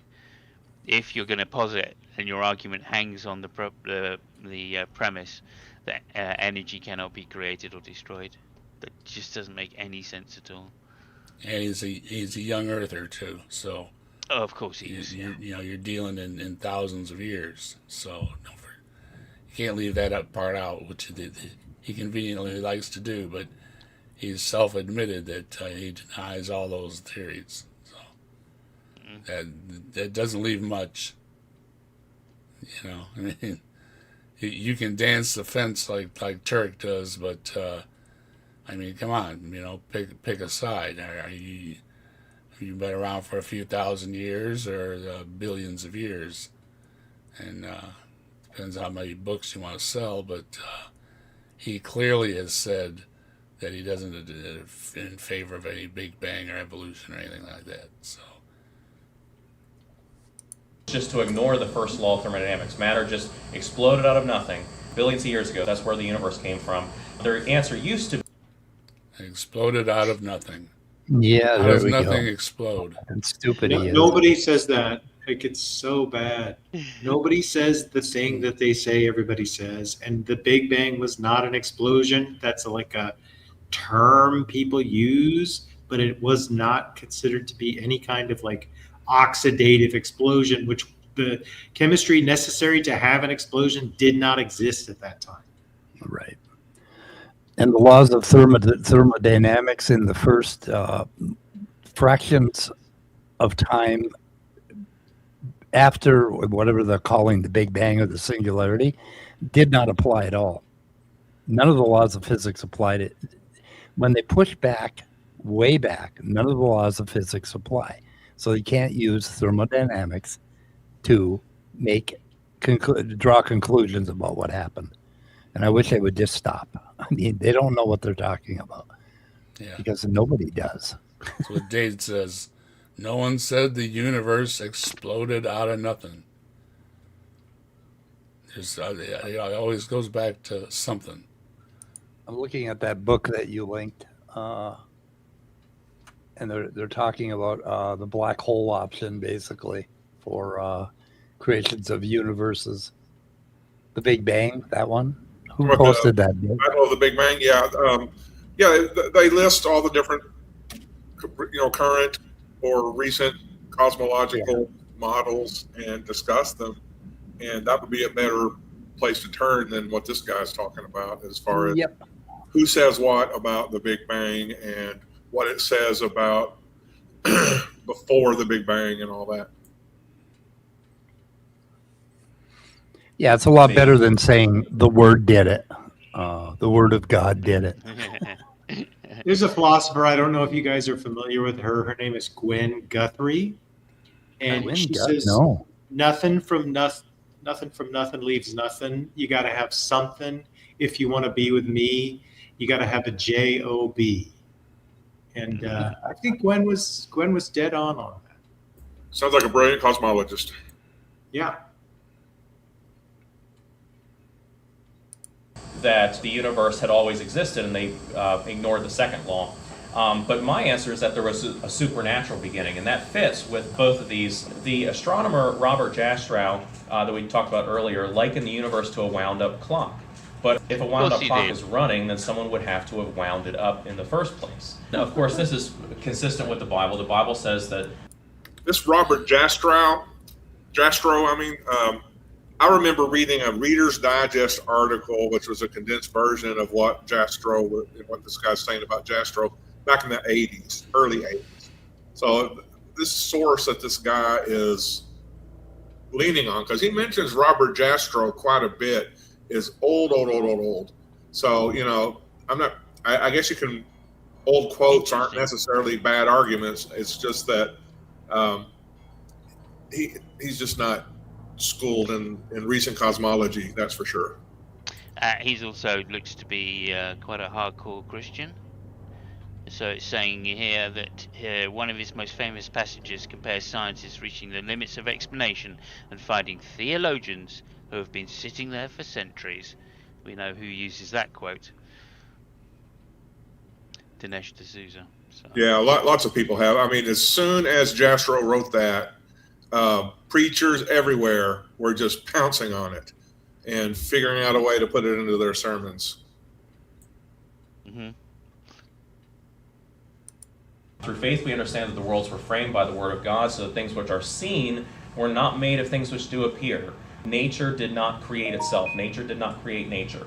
And the Bible also talks about the second law of thermodynamics. It doesn't call it that, but it talks about how the whole heavens are the works of God's hands, and they... Oh, I thought he said he wasn't going to use the Bible, and yet here we are, looking at the Bible. Yeah. And well, clearly, if God made everything, then God made everything. So, I mean, yeah. God holds everything together in its hands because God made everything. Okay. So doesn't that sort of imply that people will eventually wax old and die since they're the works of God's hands? Yeah, that's true. Well, that is the prediction of the Bible, isn't it? I mean, in John, it says everything gets remade. Mm-hmm. Destruction, the whole place gets destroyed and then remade.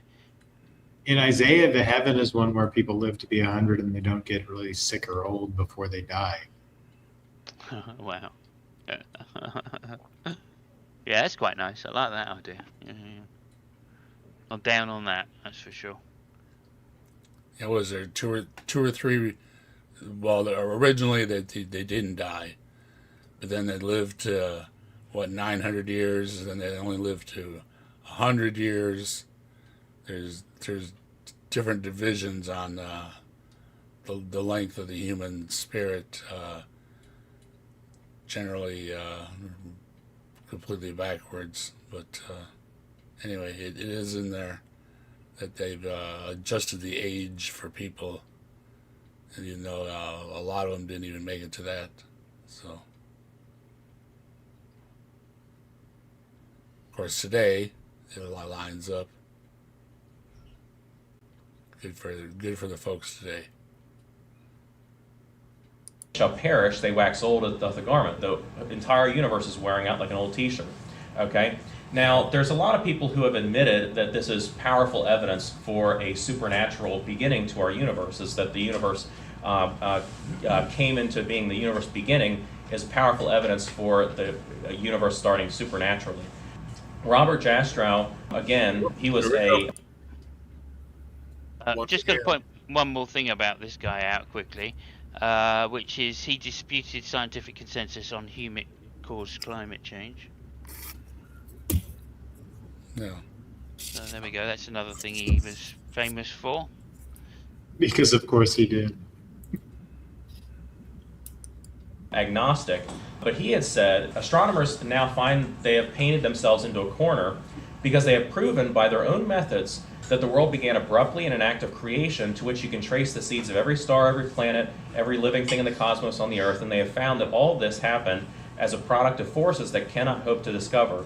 He says that there are what I or anyone else would call supernatural forces at work is now, I think, a scientifically proven fact. Arthur Eddington had said the beginning seems to present insuperable difficulties unless we agree to look on it as frankly supernatural.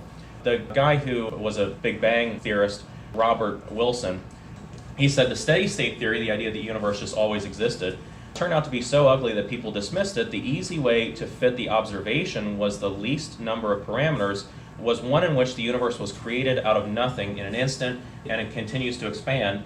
And he says, certainly there was something that set it all off. Certainly if you are religious, I can't think of a better theory of the origin of the universe to match with Genesis. The idea that the universe began is a profound agreement with the Bible. Except it doesn't agree with the Bible because the Bible does not describe an origin of the universe. It describes God creating the earth from pre-existing stuff. Mm-hmm. That's true as well. Indeed.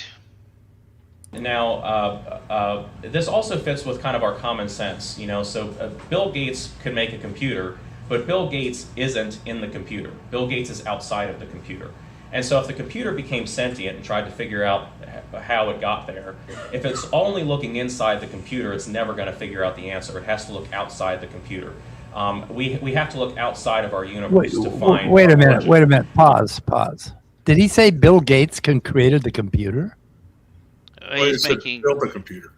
Yeah. What did he say? That's not true, is it? I thought Bill Gates made the software.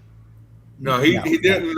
He's not saying that Bill Gates invented the computer. He's just saying, say Bill Gates built a computer. Why he's picking out Bill Gates, I don't know. Bill Gates probably never built a computer. I don't know. Because he's famous. No.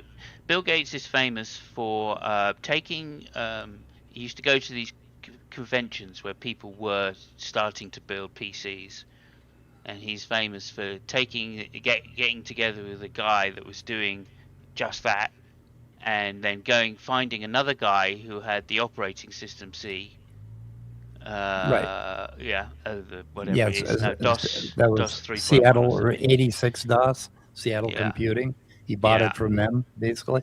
But it's literally one. Hang on a minute. One guy. It was one guy that developed that. He went to his house and bought it for like 125,000. 50,000, I think it was 50,000. Okay, 50,000. Yeah. And then so bought it from him outright, knowing the value because he'd been to the conventions, and then went back to the conventions and started selling it to everybody. And obviously, because he owned it, that's what made his billions. And how do we look outside the universe? Yeah, well, exactly. Yeah, there's some kind of ways, right? I mean, potentially we could use gravitational waves that might give us some solutions. But right now, one of the theories or one of the ideas is that some of the like empty spaces on the CMB, right, where there are holes or gaps, basically could be where our universe has interacted with another universe, and that's why there's a gap there.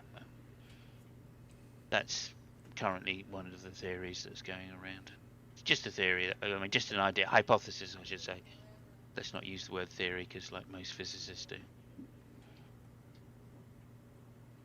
Oh yeah. And that's what we would call supernatural. It also makes sense to say that if the universe was infinitely old, then we would have come after an infinite amount of time, but you can't count past infinity. An infinite universe just doesn't make a whole lot of sense. Now, there are ways that people try to kind of squirrel around this argument. So they claim, so if you claim the universe always existed, you go against the second law of thermodynamics. If you claim the universe exploded out of nothing by natural processes, you go against the first law of thermodynamics.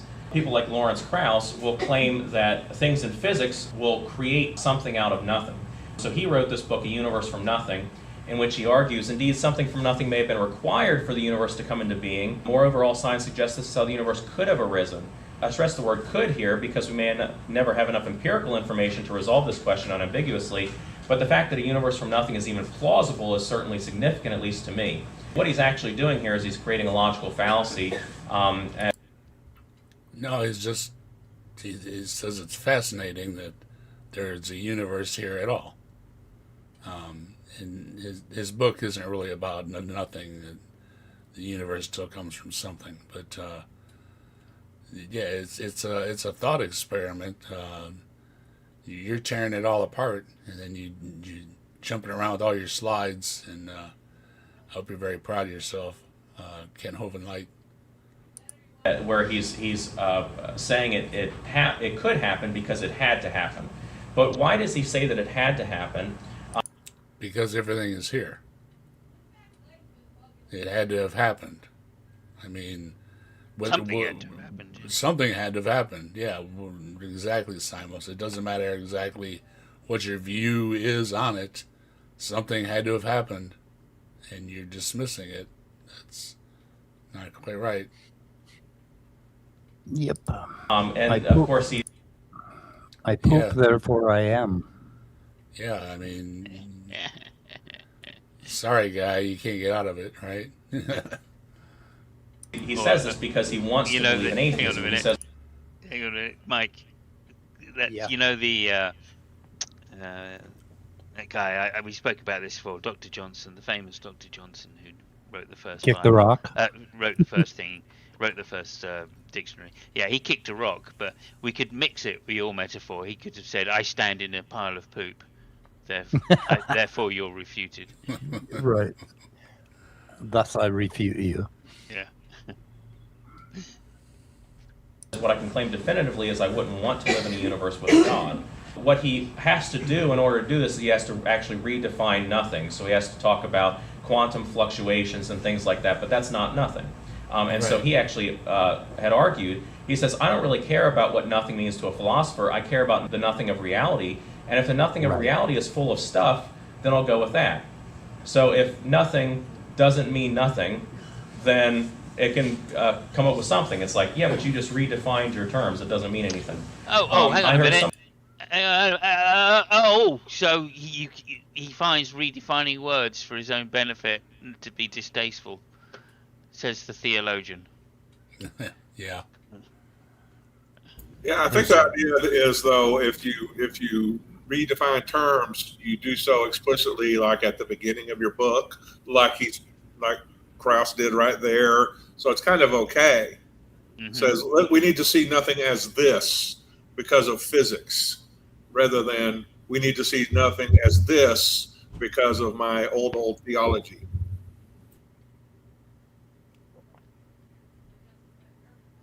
Somebody once tried to argue that the whole universe was squished in a little tiny dot called the singularity, and that singularity was infinite and always existed. And I said, but that breaks the second law of thermodynamics. And they said, the second law of thermodynamics doesn't apply. And exactly what Mike said, isn't it? So that's what Mike said. Yep. These things didn't apply yet. Is this guy, when he says this little dot was infinite, I know actual cosmologists think of it as infinitesimally small, which isn't really true. I don't know what size they say it got down to. Baseball, about the size of a baseball. But this guy is basically kind of being real ambiguous. Or is he talking about infinite as an infinite past? I'm really confused on what he's referring to. He dismisses that everything could have been compressed down. Okay. That pretty much everything was made as is. That's before he was trying to cast shade on an infinite past. So I don't know if he's clear about what he means here. Yeah, he's very much in line with the Hawaiian Church guy that says things like, you can't condense this cup of water, and you're saying that you can condense the whole universe, or something like that, with leaving out all the physics in between Right. those things. So yeah, he's gonna just dismiss all that stuff. Being I didn't exactly hear it out of his mouth, but everything he said is, I dismiss this, which leaves him a young Earth creationist, as far as I'm concerned. So how many minutes are we into this one? We did pretty good with 20 minutes. We're 20 minutes in? Yeah. Wow. We're getting better, guys. Yay us. We rock. We rock. There's still got some time to go yet. Give him a shot. But let's not push it too much. Let's not push it too much, right? Just Okay, hit the Dave? brakes on purpose. Yeah, when you're ready, Dave. When you're ready, I'm ready. I've had a terrible day today, and I'm not feeling great. But Okay. but I just want to make sure you don't push yourself too much, Dave. It's not worth it. No, I'm doing all right. Okay, good. That's what they said, and I said, well, if the second law of thermodynamics doesn't apply, then it would never have expanded into what we have today. I don't think there's any way around the first two laws of thermodynamics. So I mean, that how just exactly doesn't- do atheists... Yeah, there is. That just doesn't follow either. The second law of Is this- thermodynamics has nothing to do with the expansion. Like, has he That's taken an intro to separate. physics class? Does he even like have any idea what he's talking about? No, clearly not. Probably not. Yeah, because I'm looking, just for an overview, looking at ChatGPT about does the laws of thermodynamics apply to the initial states of the universe? And I'm seeing several alternatives, that could be the case. And of course, he's addressing none of them because he's not a physicist. And does he know more about the law of thermodynamics than Kent Hovind has published? Where does his knowledge of the laws of thermodynamics come from? It just seems like he's relying way too heavily on things that aren't as firmly established as he would like to think. Also relying on definitions which are, not used in the field, right, that he's talking about. So again, he's using colloquial definitions to apply to physics terms about things like expansion and, like initial states. Right? By states has a very peculiar definition in physics, which is not the same as the way we use states to mean just about, in the more general sense. So that's another thing as well. Right? And when you talk about a singularity, the state of the singularity, we're not talking about things like, for instance, the strong nuclear force, right? Right? Because particles hadn't been, the singularity was too hot to form particles. So there's no strong nuclear force at that point. Yep, it all breaks down at that point. So you're just The second talking law about of a quark thermodynamics. soup, and a quark soup can be, you can get, that's smaller than, like when they say, you can't, like a glass of water can't be compressed. Well, the reason it can't be compressed is because of those laws, because of the electromagnetic and also the strong nuclear. Right, that's why you can't compress it down anymore, even though we know that inside that there's a lot of space. And when you get up to the higher regimes of gravitational pull, you can condense, a glass of water down to, something that would be a glass of water, in inverted commas, neutrons, down to a very small size indeed, to make a glass of water insignificant. So that's possible. And then once you get below that, if you're just talking about quarks, well then inside those neutrons, right, there's a lot of space where the quarks are. So you can if you took all of that space out, you're just reducing again. I mean, it's a nonsense to think that this guy understands any of that, I think. And that's just the basic reading of physics, right? That's not an expert reading. Respond to this as evidence. Well, one of the things they'll do is they'll ask who created God. If God created the universe, then who created God? It's a good question. I mean, It's an it's interesting the ultimate question. cop out that everything has to be created but God. So you have the ultimate exception. Ta-da! Yeah, at the very least, you need to have some kind of explanation as to why God isn't caused.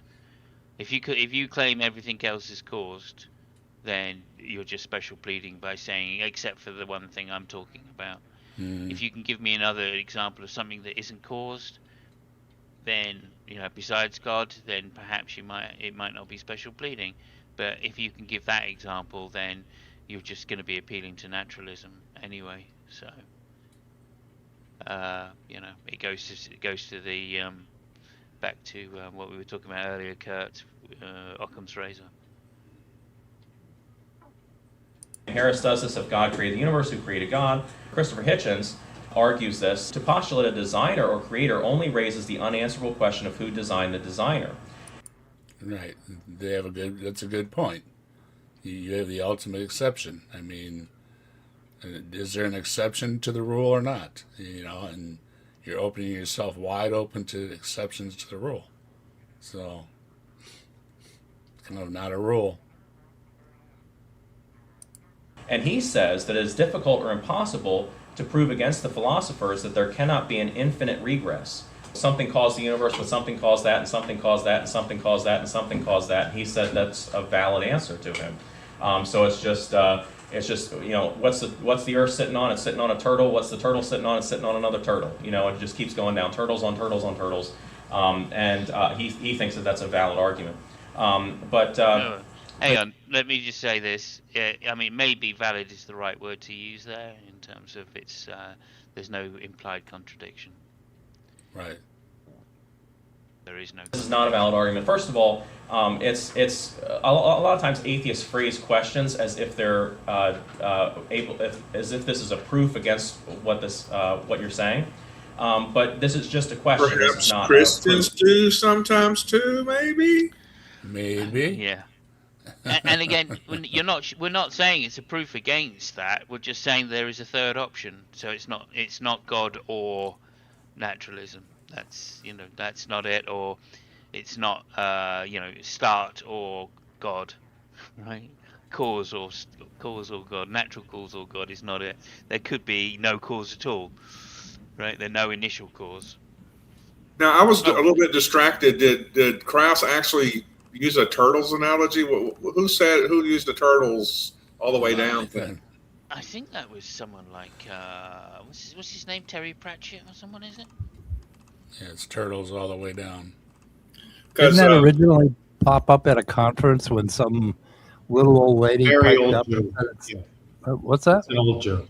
It's an old joke. I'm not sure that it ever really happened. It's Okay. Well. Who was asked why the world was on a turtle? She said, "Oh, it's turtles all the way down." But I think it's just a joke. We got Jedi dropping the green. Look at it in a second. Oh yeah, nice. But as much evidence for Yeah, that as there is for God. Okay, we got Tubian. Congratulations, left-handed Jedi. The Apostate Ape.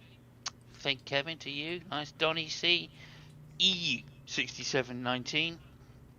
Newswatcher. Michael Bell. Congratulations. Me. Hecklek. Haven't got there yet. Jay Pesic. Well done, Jay. Jefferson Spatchcock. Why? I think there's some fucking bias going on here. Bretimus 118, and that's it. Yeah, that's all 10, I think. Hey, that's all 10 I've got on my screen. Thank you very much, Jedi. And just for you, Jedi, you know what Bigfoot has to say. You rock, let's rock with the fire in our veins. Rock on till the sky, till the thunder and rain. All hail Bigfoot, the legend, the king. He walks among shadows, the wild spirits sing.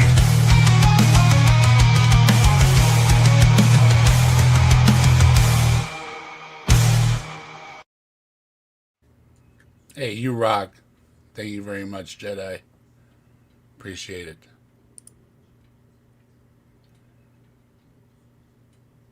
Oh, there you go. Hindu mythology has the Earth resting on a turtle. Here we go. Thank the Hindu.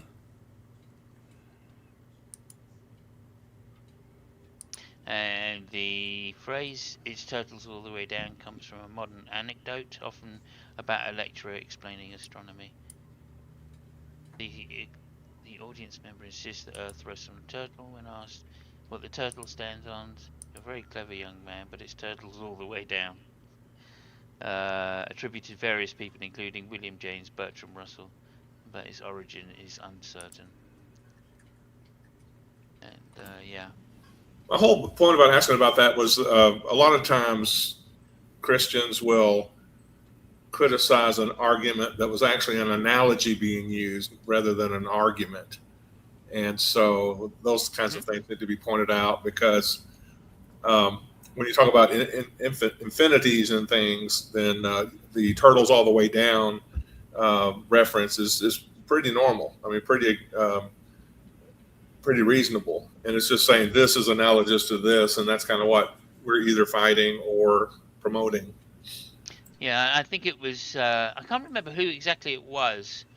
I think it might have been, I can't remember who it was, but I saw it on Skydiver Phil's channel, Phil Helper's channel, where they were reviewing somebody that said, yeah, but it's like the stupidity of the turtles argument, right?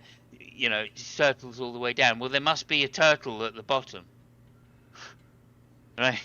So, and that was a good apologist saying that, right? One of the better, inverted commas, apologists saying that, which goes to show you they just don't understand, right? There is this cognitive dissonance which gets in to go, hang on a minute, I can't make sense of an infinite regress.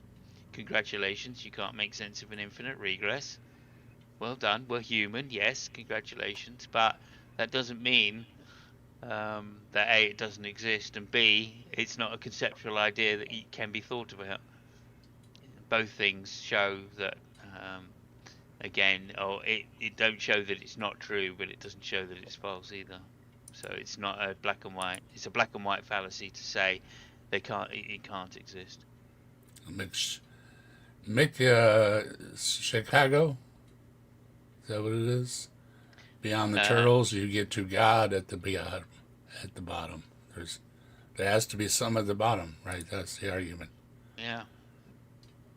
But then the argument is, where does the God come from? Comes from another God. Yeah, below that. How many are God's sitting all on the that? way down. Yeah, God's all the way down. There's your problem with the argument. If an archaeologist finds an inscription on a buried marble monument, he logically posits that an intelligent human inscribed it there. But suppose Richard Dawkins comes along and says, now your explanation just won't do unless you could tell me who created the human who made the inscription. But that's just a question, that's not actually a disproof. The real problem with this is that they're mistakenly applying the same causality of a created world with an uncreated God. Oh, I love it. Oh, I love that. It's kind of weak that if absolutely it's love carved, that it means more than if somebody wrote it down. And yeah. Well, I love that because the Discovery Institute, one of their arguments is against evolution is, sure, you've got fossils, but how can you prove that those fossils actually produced a child or a baby? Mm-hmm. Oh, there you go. You see, gotcha. Evolution. Fossils don't prove evolution. Mm-hmm. Mike.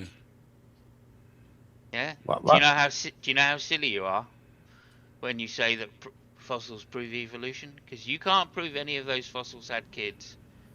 Right. Yeah, you can't prove that.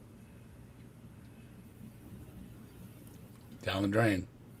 Yeah, I was giving you an option to tell me something about why it's wrong. Oh, you were? Yeah, I was trying to, but that's all right. You don't have to. I know. Yeah, it didn't work because I'm Doing something else. distracted right now. Mm-hmm.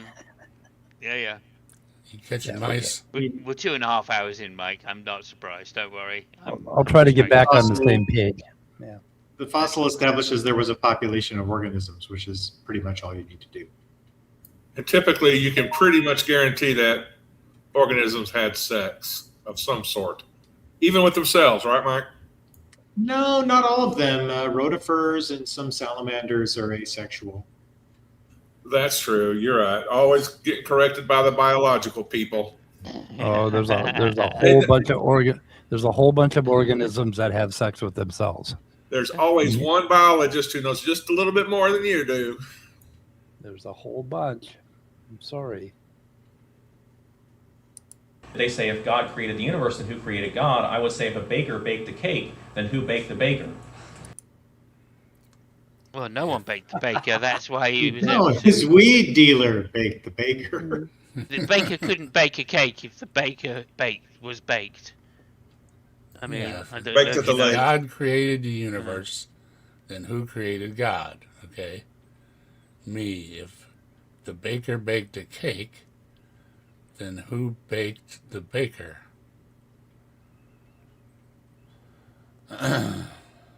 This That is don't like make no so sense. bad. This Yeah. is like terrible. Yeah. It actually, like, you'll hear people say human beings are amazing because we're the intelligent animal, and then you see this. Yeah, and you question things. Wait a Kind of minute. reminds me of that. I can't remember what the paradox is called, but that the shaver, the barber who shaves everybody in the village. The question is, if the barber only shaves people in the village that aren't himself, then who shaves the shaver or the barber? Something like that. I can't remember what it is now, but it's a philosophical conundrum. Do you know what I'm talking about, Kirk? You say no. I'm Yeah, just so going there's it's when you go to the way I heard it was that you go to a town, there's two barbers. You want to go to the barber with the bad haircut because the other barber's the guy who cut his hair. So you Okay. don't go to the barber with the best hairstyle. Yeah, there's another one I'm thinking of. I think it's a paradox. Let me just look it up quickly. Bertrand Russell came up with it. Imagine a village with one barber. The barber follows this rule. The barber shaves all and only those men in the village who do not shave themselves. Does the barber shave himself? If he does shave himself, then according to the rule, he should not shave himself because he only shaves men who do not shave themselves. If he does shave himself, then according to the rule, he must shave himself because he shaves all the men who do not shave themselves. Either leads to a contradiction. So it's a contradiction then. Okay.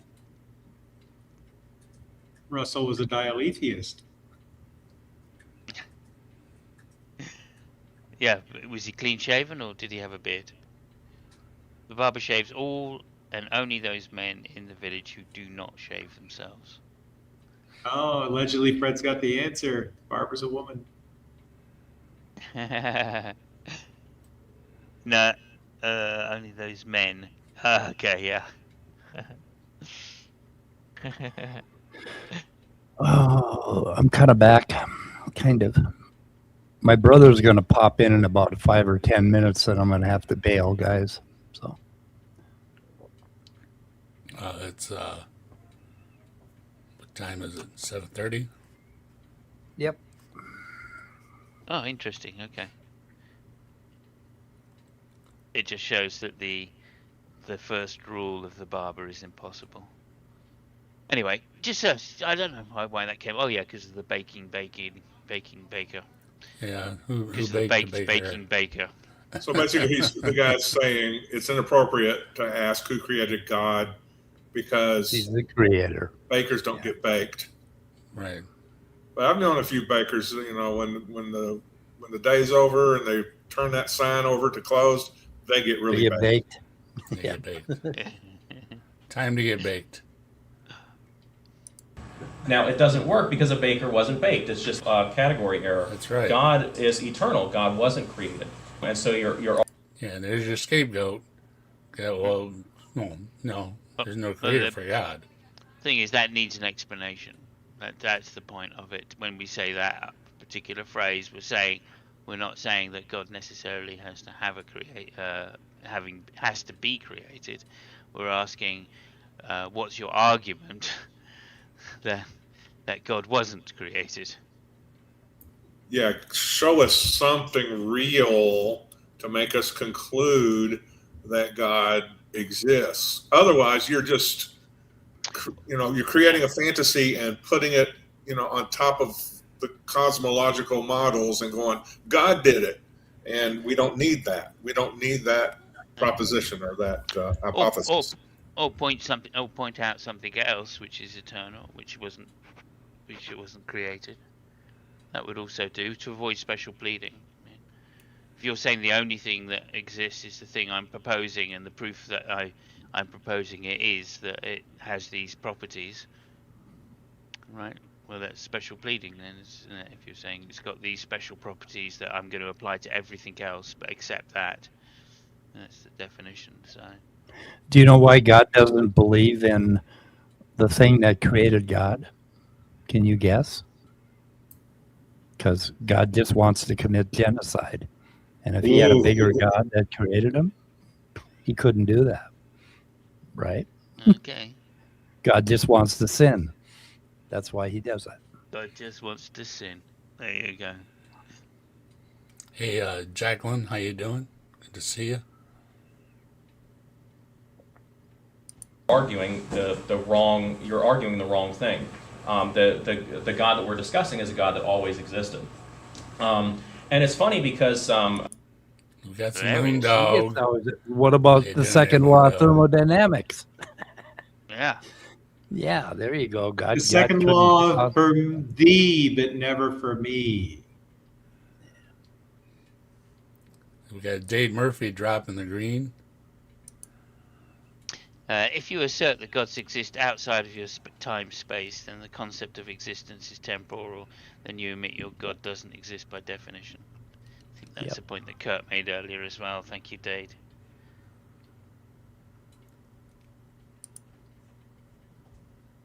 We do appreciate the super chats very much. Thank you very much, Dade Murphy. We love toast. We love toast. We love toast. We love toast. We love toast. Hope you love your toast. Do we? Do we really, though? I think everybody loves toast at some point. Yeah, I agree. Depending on what kind it is, we all reach for the toast. That's that high point in our life when all we want is some toast.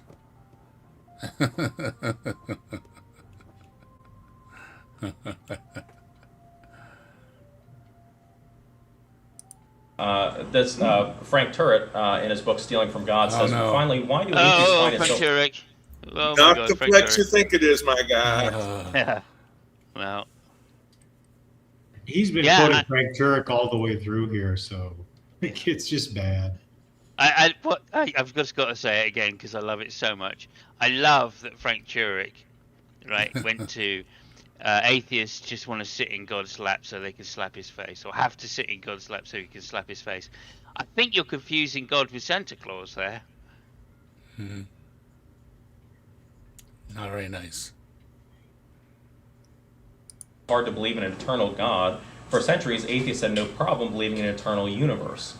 Anthony Flew criticizes Richard Dawkins. Richard Dawkins says... Did he really? Did he they really? just measured the universe. I don't know what the belief was in an eternal universe or anything, or how many people believed in it, but it was just, I don't know. As evidence came along, it kind of disproved more than proved anything. This usage of the late Anthony Flew's statements, which were basically he had gotten dementia and he became a sock puppet for a bunch of evangelicals, including Gary Habermas, is just disgusting to me. Like, he was not compos mentis when he made these changes. He had already been diagnosed with like a cognitive impairment. Right.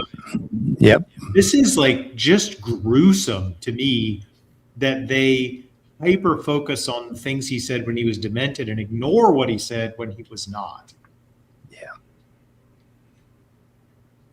Yeah, but like, you know, the cognitive dysphoria, or whatever you want to call it, it's something that they come across all the time, these evangelicals. I mean, they must be living that existence all the time. They can't tell the difference. Yeah. Oh, Simos, that's awesome. You know. Tranqueric. That just feels like Tuesday to them, some cognitive impairment, like no problem. Oh, yeah. Oh, no, he's one of us. Look at him. Yeah, fantastic guy. Yeah, he's really smart as well. And Dade has brioche toast with avocado. Here you go. Oh, It's awesome toast. interesting. I'm going to go and make myself a ham sandwich. So you want to eat a toasted ham sandwich, in fact. So if a parent kept up that thing about Santa Claus for a little kid and then homeschooled him and then sent him to a Santa Claus seminary where they all believed in Santa Claus, do you think there'd be a lot of Santa Claus videos out there? Yeah, absolutely. I think you would find that there'd be an elf nailed to a pine tree. Or actually just stuck on the top of a pine tree through its ass. Yeah, there you go. That's even better, yeah. Well, if God created the universe, that means that God has to be more complicated than the universe. And Anthony Flew says that's ridiculous. He just makes this claim. He doesn't back it up. He says, what is complex about the idea of an omnipotent, omniscient spirit? An idea so simple that is understood by the adherents of all three great monotheistic religions. God is simple, not complex, because God is a spirit, not a material object, hence does not have parts. But this is just a false argument from Richard Dawkins. One of the things that Dan Barker... trick. That's quite the trick he just pulled there, right? Say that again really quickly. Yeah. Yeah, to a degree. God is spiritual. He's supernatural. He doesn't have to have any. We don't have to have any requirements. Yeah, like I've never understood, like, well, I don't understand divine simplicity. It doesn't make any sense to me at all. But also, divine complexity doesn't make any sense. In fact, attributing characteristics to the divine seems to me at best a guessing game, and at worst, a game of cognitive bias. So, like, you'd expect Dawkins to say something like that if he's been, if he is cognitively biased about what he means by God, right? But I don't know. I've never heard, I've never investigated, to be fair, but I've never heard Dawkins in a lecture say, the reason God is going to be super complex is because, all causes are more complex than their effects. I've never heard him say that, and even then, I don't know how you'd back that up necessarily, because it doesn't seem the case that's necessarily going to be the case as well. I guess you could say in some kind of, second law of thermodynamics way, right? That you're using workable energy between cause and effect, but maybe that's the only way. I don't know. I don't understand it. Kurt, do you know what the argument is for divine simplicity? The idea is that if God has parts, then he isn't like perfectly uniform, so he would have differences in substance. I think it goes back to Thomas Aquinas, and before that to Aristotle. Again, a lot of this starts with Aristotle's idea that God is the unmoved mover, and he's so perfect that he can't even interact with material things. So if he's got parts, then that would imply some sort of partability and partition. So God, which of course is so bizarre for the Trinity, right? Like, he's got no parts, but he's got three people. It's bad. Yeah. God is a big pudding. He has no parts. Well, no, to be fair, God is a cake, and he eats himself.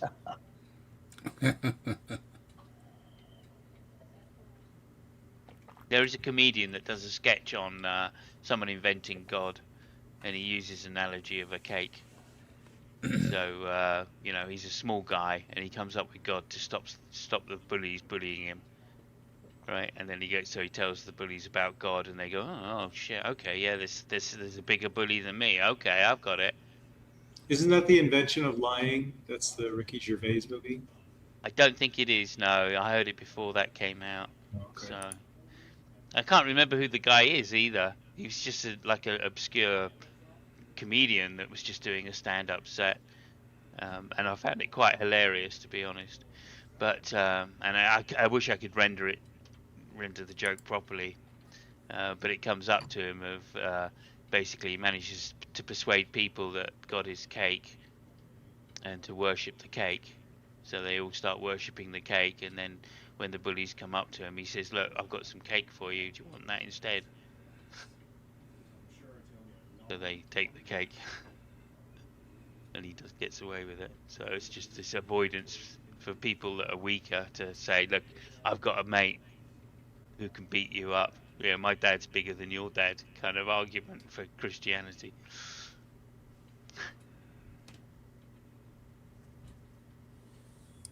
Does to try to respond to this is he says I have a debate tactic on hand that I rarely use but is very effective when it happens. He says this person, Dr. Shelley, was one of the victims of the debate. He says, here's what you do. If the theist brings up the second law of thermodynamics, ask he or she knows how many laws of thermodynamics are. So he says, oh, well, what are all the laws of thermodynamics? And you say, I don't know all of them. And he says, see, that's because you're stupid, you don't know all the evidence. Here on the screen, here's the 4 laws of thermodynamics. There's the 3 laws and then the 0th law. The 0th law and the 3rd law have nothing to do with the conversation. But he just wants to make you feel like you're stupid instead of actually engaging with the argument. He'll say that if God can be infinite, why can't the cosmos? Well, first of all, God's not a number. He's not an infinite number. God's eternal. But if you say, why can't...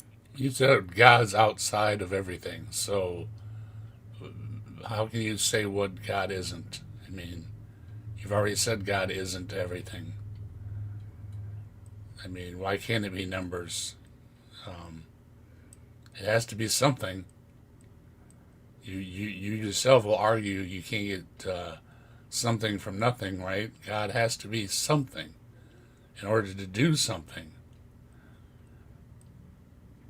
Very strange. Thanks, Mike. Great to have you here. Can't the cosmos be eternal? That's because of the second law of thermodynamics, and he's just not listening to the argument. He says if it's possible to think of God as uncaused, then it's possible to think of the same as the universe. But again, it's not, because the universe had a beginning, God does not. And Sam Harris... Special pleading. We've already been through the special pleading. Right. Well, and it's just not demonstrated, again, he's like 30 years behind the time. It's not demonstrated that the inflation event was the beginning of anything. And it's the minority view now. Hasn't this guy also been using infinite to mean eternal in the previous discussion? And now he's saying infinite is not eternal. God's eternal. Infinite's a number. Well, he's not been using it that way. So he's been using infinite as eternal. So he's being a little bit slick right there, a little sneaky. Anyway, he's also used it as a number, which is incorrect. Yeah.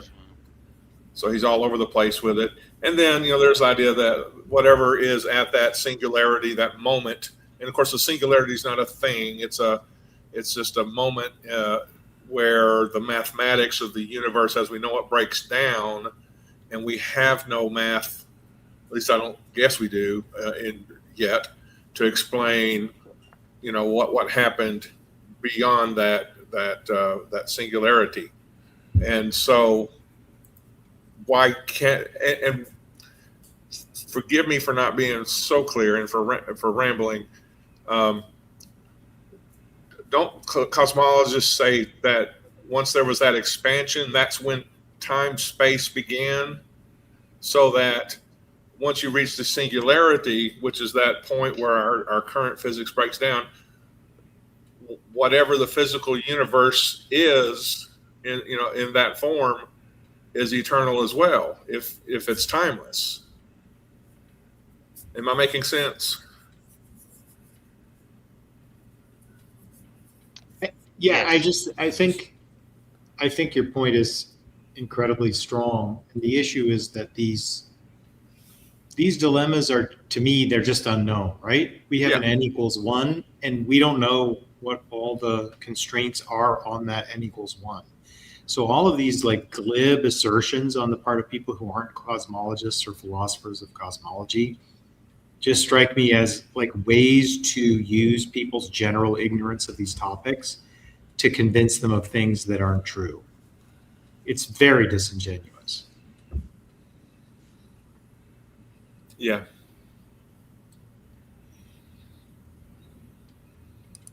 Well, we just don't know where the universe came from, and people who pretend to know are the problem, because you're pretending to know something that you don't. But we are.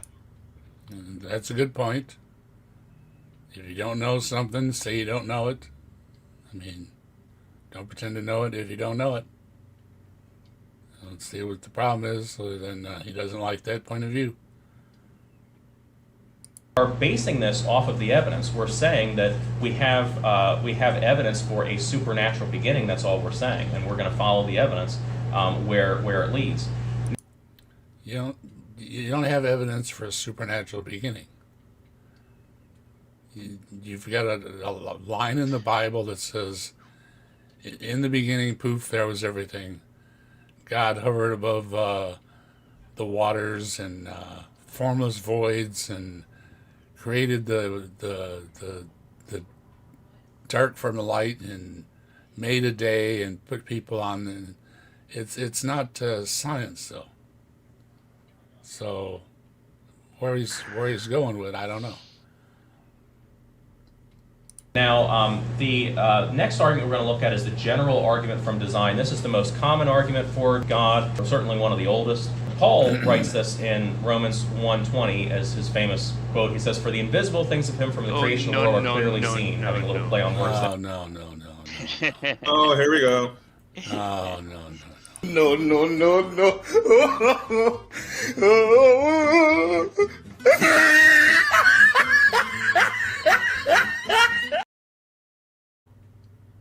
Let's have it. We're going to have the Romans. Come on, tell us about the invisible things that are all our fault because they are clearly seen. I mean, Hey, visible let's say- things. Let's are say hi always to clearly seen. Mark Reed and Cafe in chat. Hey, Hello. Mark. Hello, Mark. Hi, Hello, Cafe. Cafe.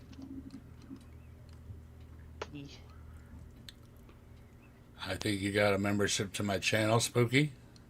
Hey, Mark. Hey, Cafe. Yeah, Mark got a membership today. And We Mark really is want to there. see those emojis, Mark. That's right. Everybody that's got the memberships, be dropping those emojis. We like seeing those emojis over there in the chat.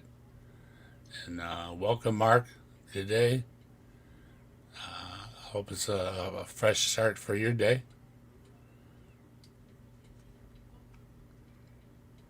I just always am amazed this invisible things that are clearly seen. Like, yeah, it doesn't make any more sense in the Greek. It's just as normal. It's one of my favorite verses. I mean, in the invisible things that are clearly seen. I mean, it's a clear contradiction. It makes absolutely no sense. They'll say it with a straight face over and over. Look, it says right here.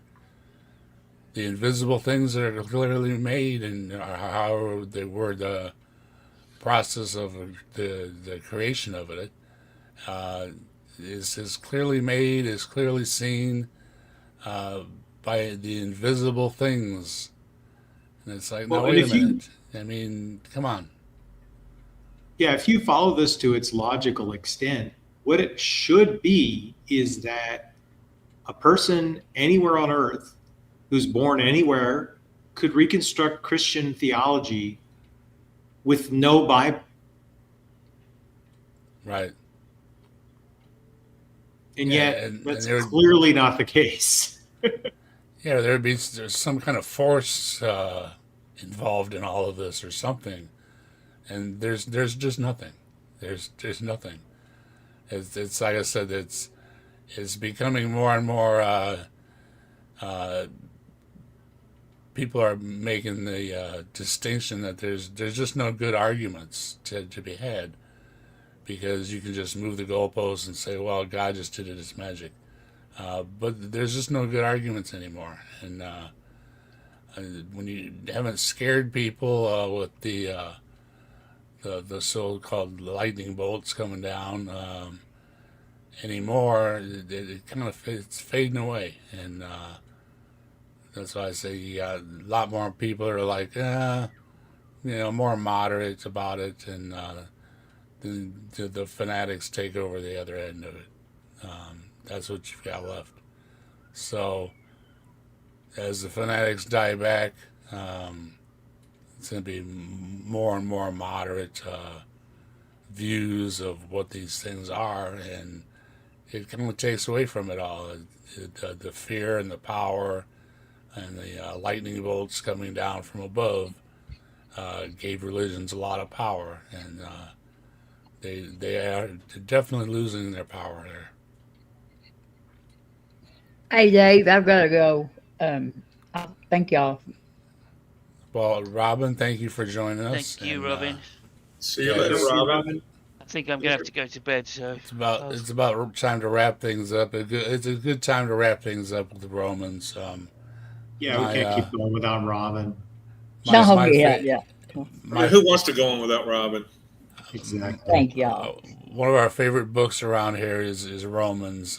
So you behave there yourself there, you Roman, you.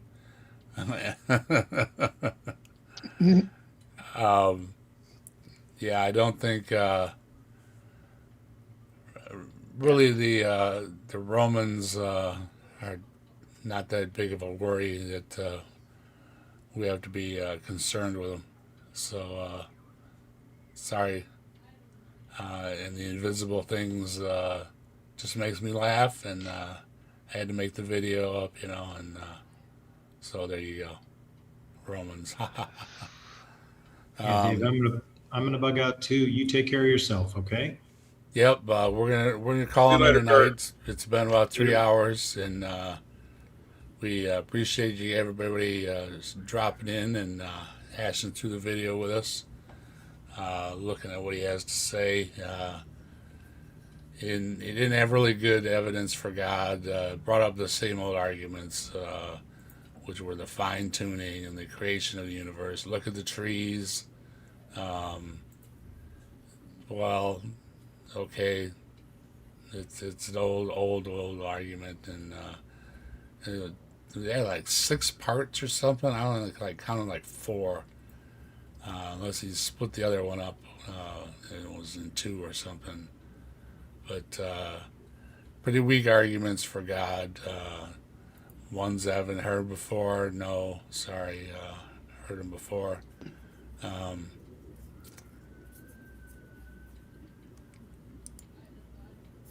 Indeed. I mean, average. Like I didn't find him like using them offensively. We went about halfway through that video too. I didn't find him using them in a way that I felt offended by him putting them out there. I found them fairly tedious because, they're the common misunderstandings, and it doesn't take a lot to do some research to know that what the stuff you're talking about is already been debunked several times over, and that goes to theology, right? That goes to, this everlasting or ever rehashing, right, and ignoring by definition the debunks because they've never got to them. And you'd expect that because he's quoting William Lane Craig and Frank Turek, and these are 2 guys known for never having changed and taken on board any of the mountains of like counter examples that they've been given to show that their views have something left to be desired. William Lane Craig over the years has tried, admittedly, but he's never really engaged because he keeps going back when he doesn't have to. If he's not facing a top line philosopher, he just goes back to using the same old arguments. Very much like an upmarket Kent Hovind You know, Kent is still using his videos from the 80s, you know, to get his arguments through, and they've been debunked so many times. You know that I think the argument that he is a grifter is now so firmly fixed that nothing's going to change that now, even if he did suddenly start trying to take into account the criticisms that he's been given. So we're going to go. We're going so to I find that problematic at best. But like, he didn't shove it down your throat. That's what I'm saying. This guy, he wasn't saying, so therefore checkmate atheists, you've got nothing, you know. I think he was carefully footed enough with his arguments because he did realise that there are rebuttals to these positions. So yeah, that would be my guess. We got my starred folder here. We're gonna say thanks to Jasper and Robin Webster and Robin Webster again, and the Reggie Ose, and the Dade Murphys, and the Dade Murphy, and some allegedly Fred. Allegedly Fred, thank you very much. And the Dade Murphy again. Left-handed Jedi. And we're going to top it out with a little more of the Dade Murphy. And to those folks, I also want to send a big shout out from the Bigfoot, from me to you. You rock, let's rock with the fire in our veins. Rock on to the skies, till the thunder and rain. All hail Bigfoot, the legend, the king. He walks among the shadows, the wild spirits sing.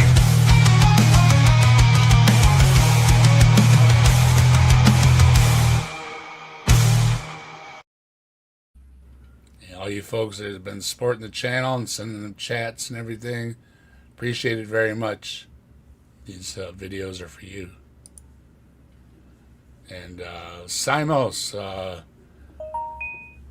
Indeed. You what you got coming up over there on the Simos channel? Yeah, I've got we're coming out with just started a new series on Formula One Manager 24. That's gaming. That's a game, so we're just going to be doing some gaming, and the next episode comes out on Monday, UK 9 o'clock time.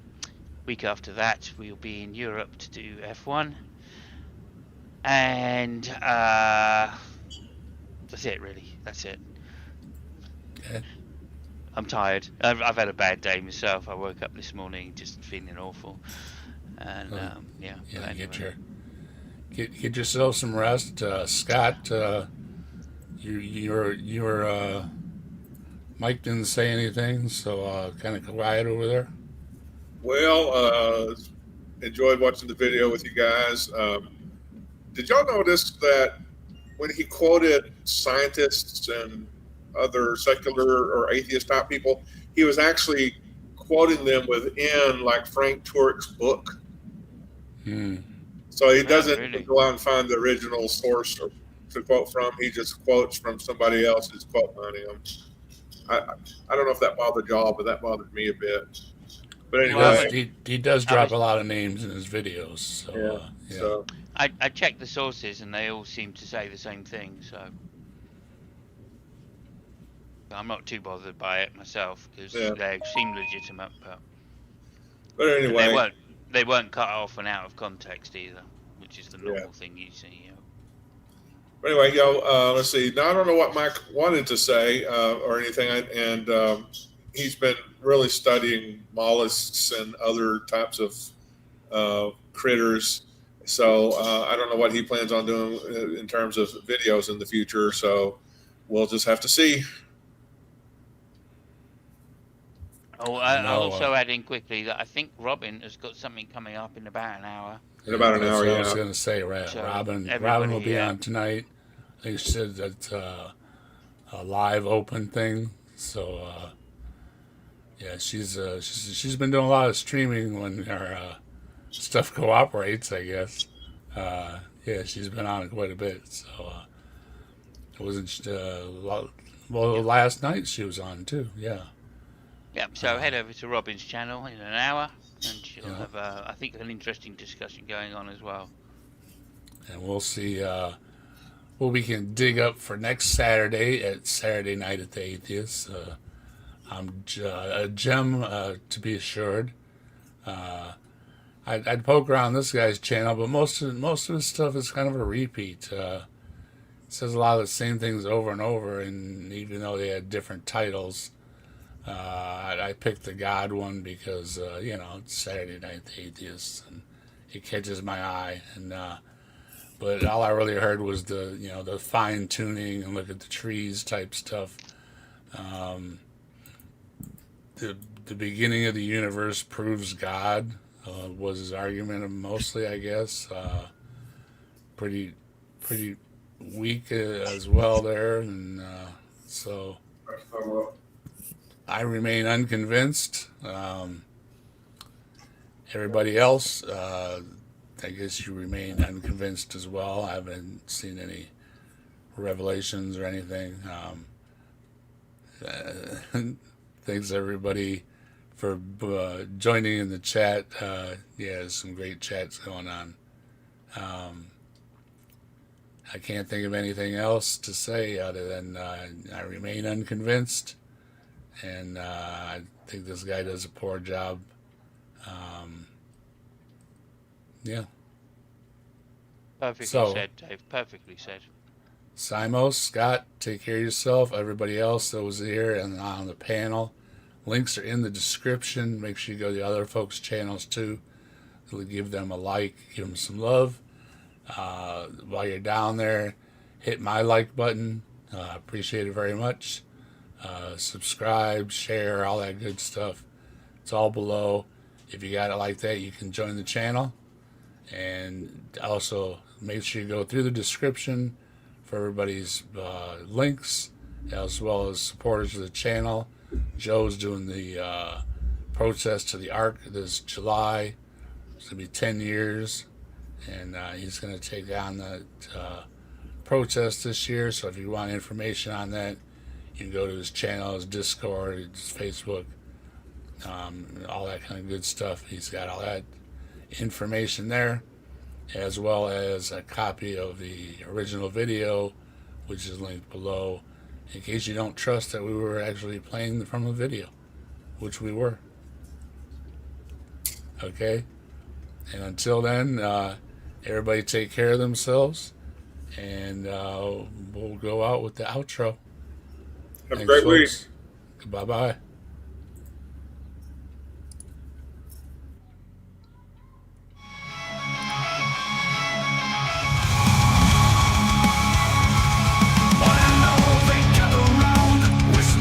Without a sound,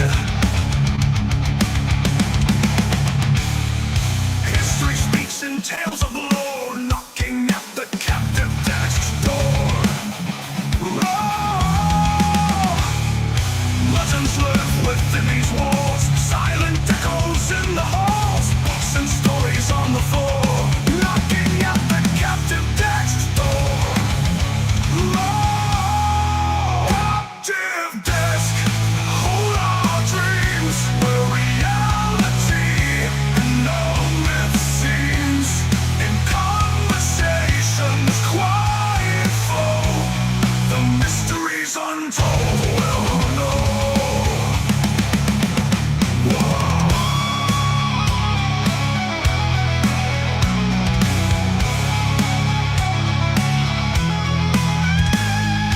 Legends live within these walls, silent echoes in the halls, books and stories on the floor, knocking at the captive text. Nerves are wide, hearts are keen, pages turn to secret scene, ancient maps and hidden lore, knocking at the captive text door. Captive desk, hold our dreams, where reality and no myth seems. In conversations quiet flow, the mysteries untold.